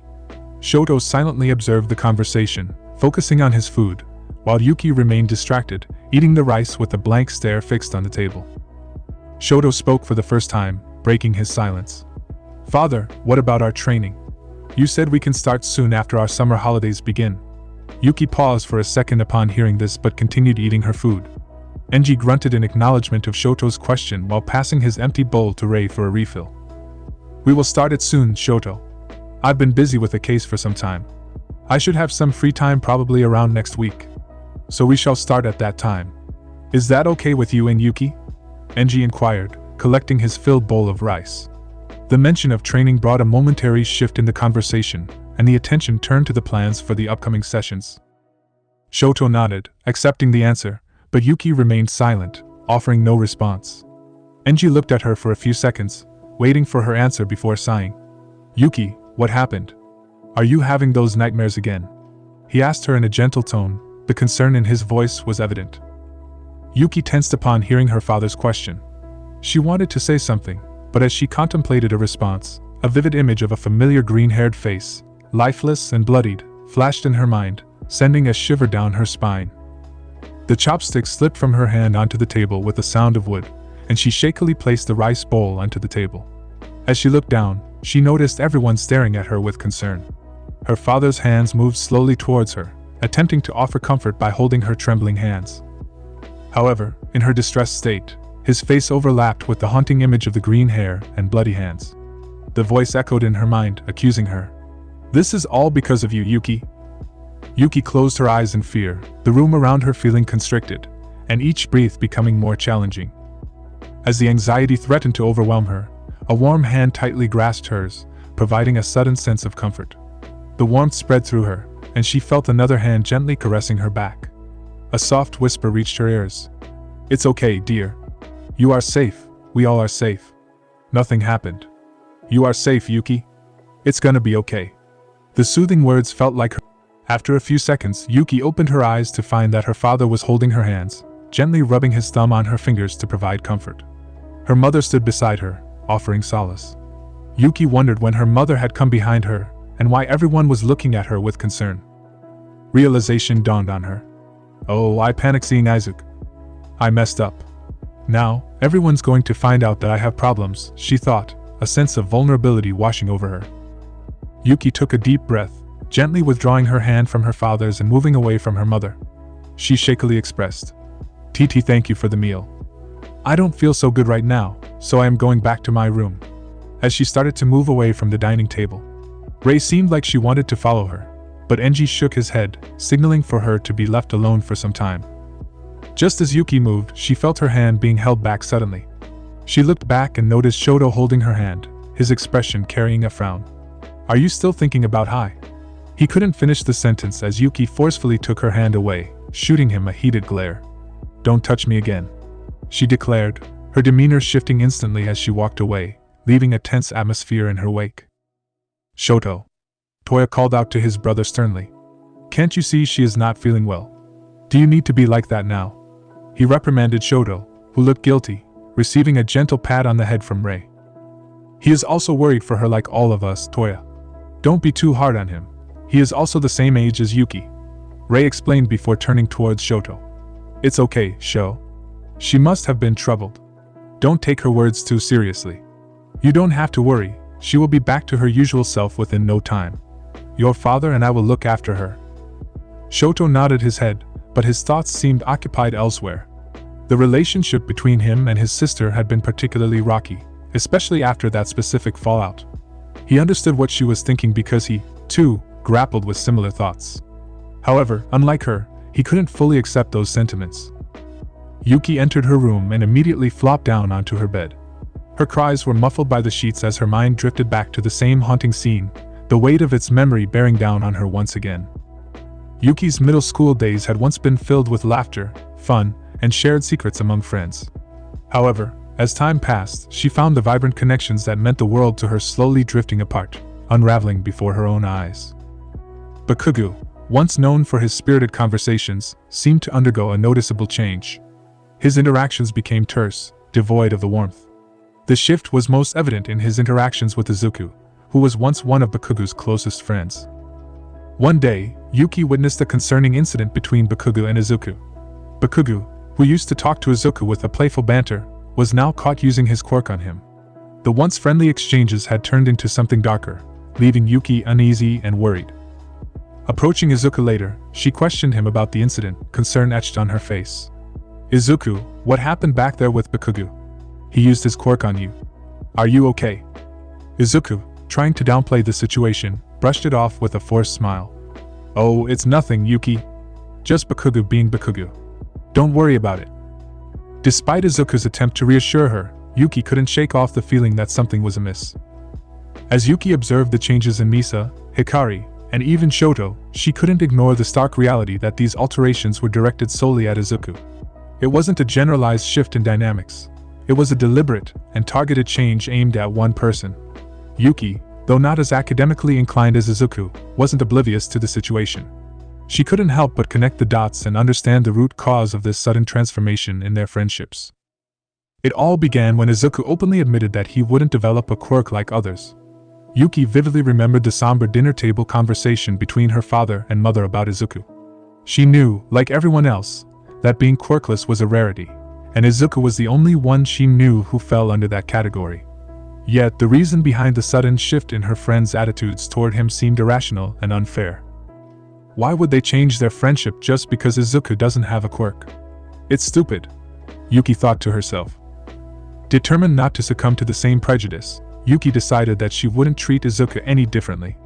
She wouldn't be mean like the others, turning their backs on him because of something beyond his control. This resolve solidified one day at the playground when, seeing others leave Izuku to play on his own, Yuki joined him without hesitation. As the days passed, however, she couldn't shake off the growing realization that Izuku was becoming her sole confidant. The others, including Shoto, who had once been close friends, were gradually slipping away, creating an isolating void that she found increasingly difficult to ignore. Yuki attempted to convince herself that it was just her overthinking, a figment of her imagination casting shadows on her friendships. However, that illusion shattered one day when she noticed the other four playing together at school, seemingly leaving her out. She stood on the sidelines, looking at them longingly, questioning whether she had done something wrong to warrant exclusion and being lonely. Lost in her thoughts, a familiar hand suddenly took hold of hers, and she was gently dragged into another spot. Yuki looked up to see the smiling face of Izuku, a stark contrast to the confusion and exclusion she felt moments ago. His infectious enthusiasm momentarily dispelled the nagging doubts in her mind. As she glanced back at the group, she shook her head, dismissing the negative thoughts. She was not alone. One day, the usual cheerfulness that accompanied Izuku's presence was noticeably absent as he did not come to school. Hikari, acting as the bearer of news, informed the teachers that Izuku was unwell and wouldn't be able to attend for another 2 days. The news of his absence cast a somber tone over. Throughout the day, Yuki found herself glancing at the empty seat next to hers, a silent reminder of Izuku's temporary absence. Then she glanced towards Misa and Hikari and smiled. She could probably spend this time with her other friends. So that afternoon, after school, Yuki caught up with Bakugo, Misa, and Hikari, as they were leaving, hoping for a casual conversation to break the growing silence.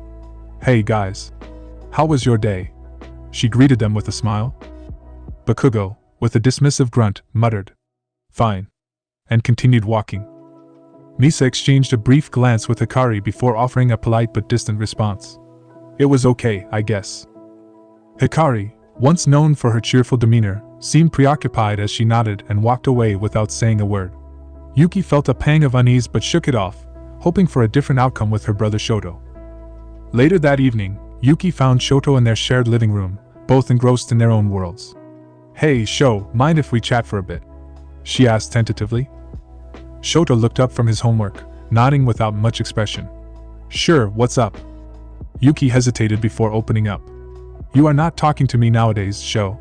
We used to talk more, and now it's like we're only siblings when it's necessary." Shoto's gaze lingered on her for a moment, a hint of regret in his eyes. It's not like that, Yuki, it's just you are always spending time with Izuku.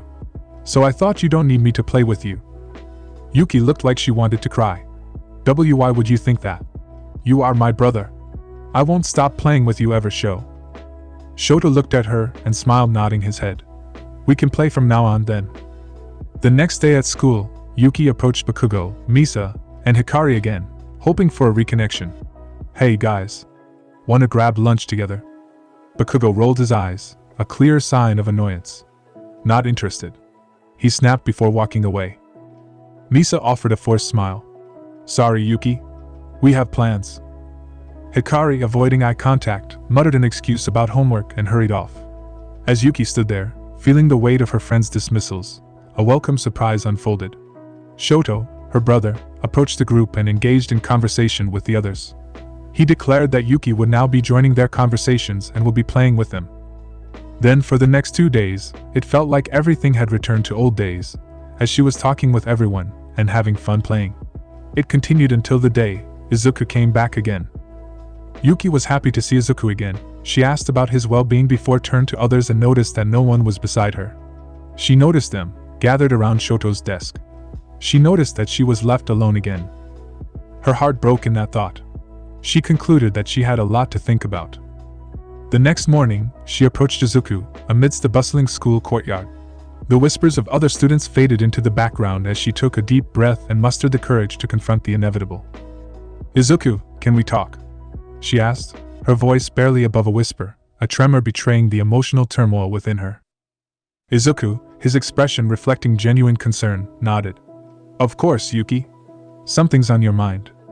Yuki hesitated for a moment before plunging into the depths of her conflicted feelings. "I've been thinking, and we can't be friends anymore. You need to leave me alone." Izuku, taken aback by the sudden and unexpected declaration, tried to comprehend the shift in dynamics. Yuki, what's going on? Did I do something wrong?" Yuki, her eyes glistening with unshed tears, shook her head, struggling to speak. "It's not about you, Izuku. It's about me, about what I need right now." The tension in the air thickened as onlookers started to notice the emotional exchange between the two friends. Misa looked concerned, Shoto looked blankly at the duo, while Bakugo observed the scene with a raised eyebrow. Hikari looked heartbroken. Izuku, attempting to salvage the unraveling friendship, pleaded, "Yuki, whatever it is, we can talk about it. You are my only friend. Please don't do this." Yuki felt her break hearing those words, but driven by a desperate desire for acceptance, she stood firm in her decision. "No, Izuku. It's over. Please, just leave me alone." Current Yuki broke down more, remembering the scene and the look of his eyes that haunted her till this day. She was the one who drove him away. She should have been there for him. She should not have been such a fool in her younger days. Now she just wished she could see him again safely. 5 p.m. Shoto sat down in the center of his training room, the rhythmic sound of his deep breaths echoing through the space. Sweat glistened on his forehead, evidence of the intense training session he had just endured. The room bore witness to the ferocity of his quirk, with mist lingering from ice shards and burn marks scattered across the surfaces from the controlled bursts of his fire. The atmosphere within the room reflected Shoto's inner struggle. The echoes of his sister's harsh words and the piercing look of hatred she had cast upon him lingered in his mind. The weight of their strained relationship tugged at him, and he couldn't shake off the unsettling feeling. He genuinely felt bad for upsetting her and recognized the need to mend their bond. However, a veil of confusion shrouded his understanding of Yuki's lingering anger and resentment. In his contemplation, Shoto grappled with the questions that echoed in his mind. Why did Yuki still harbor feelings of upset about his disappearance? Why did she direct her anger towards him, as if he were personally responsible for the circumstances surrounding his absence? As Shoto contemplated that, another thought tugged at the edges of his consciousness which he ignored, or at least he tried to do so. But his mind reminded him that he should be upset about the issue at hand. After all, it was his friend who had gone missing. While his self-reflective doubt crept into his thoughts, he questioned whether Izuku, in his perceived weakness and fragility, could truly be considered a friend. After all, Shoto was strong. He wanted to be even stronger. And friends were supposed to be equals, sharing comparable levels of strength. In light of this, he questioned whether he could truly afford to maintain a friendship with someone he perceived as weak. Wouldn't it impede his own growth and ambitions? The concept of equality in friendship clashed with the societal ideals that had shaped his worldview. Contrary to what Yuki might perceive, Shoto didn't harbor hatred for Izuku. However, he found himself unable to view Izuku as an equal, someone to share both burdens and happiness with. In his internal dialogue, Shoto acknowledged a hierarchical perspective, placing himself above Izuku.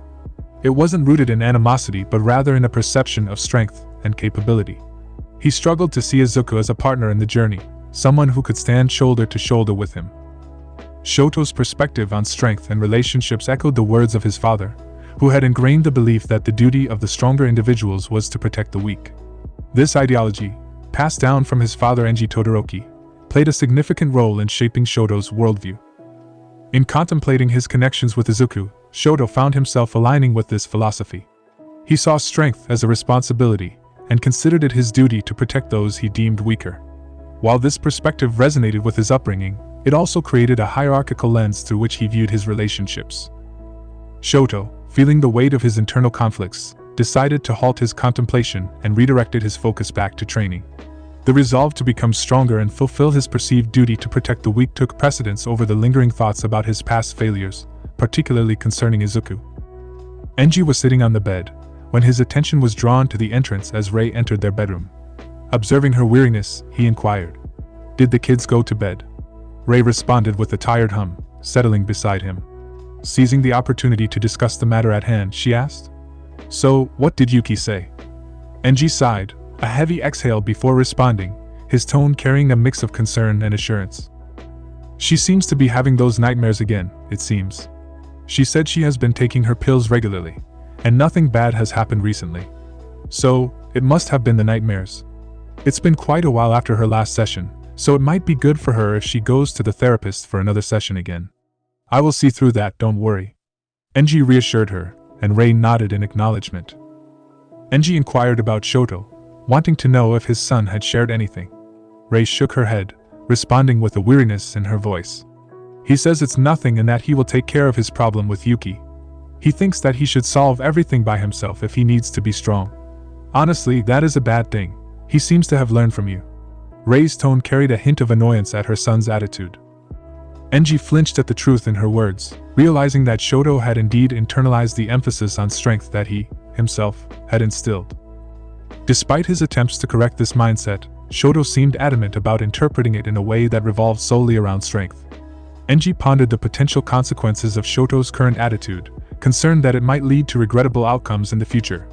The misinterpretation of his teachings weighed heavily on him, and he acknowledged the need to address this issue before it escalated into something that Shoto would regret. Rei hesitantly broached another sensitive topic, her concern evident in her voice. "Are the nightmares about Izuku-chan again?" Enji nodded in confirmation, a somber expression on his face. Taking hold of Rei's hand, he caressed it lovingly. "Yeah, she still thinks that she abandoned him, and that's the reason he went missing." Rei absorbed the information about Yuki's nightmares before expressing her concern for Izuku. So is there any clue about the case or him? She inquired with a motherly tone. Enji closed his eyes, a sign of the weight he carried, and responded. No. Nothing yet, it's as if he just decided to vanish from this place. Rei, with a hint of urgency in her voice, insisted. Enji, it's been months. We can't still say the same thing to our children, nor Yagi and Inko. Enji, annoyed by the persistent uncertainty, responded. I know. You don't have to remind me of that, but that doesn't make it easier. It's not like I know where the boy is, and I am not going searching for him. If we get any kind of clue, even some small information, I am ready to go to hell for that kid. His words carried a heated determination, reflecting the internal struggle between the frustration of not having answers and the unwavering commitment. Rei, feeling guilty for her words, frowned and stammered an apology. Sorry. I shouldn't have spoken like that. It's been a long day. Enji sighed with understanding, intertwining their hands to offer comfort. It's okay. I get where you are coming from. If it helps, Tsukachi will also fully involve in this case sooner. So, we will find him sooner, Enji said with assurance, attempting to soothe the shared anguish. Rei nodded, though she still looked burdened by some haunting question, which she decided to ask. You don't think it's him, right? The one that took our Izuku away. Enji visibly tensed, the atmosphere shifting around them. It's impossible. Toshi killed him right in front of me. Despite his words, Enji released her hand and lay down, the tension lingering. Drop this now and sleep. We have patrol early morning tomorrow. Rei looked at him, understanding that he too felt the fear just like her. The fear that gripped Enji was evident. After all, it was hard not to fear the boogeyman, even for a hero like Enji Todoroki. That's it, guys. Thanks for watching and supporting us. Until the author add more chapters. Take care.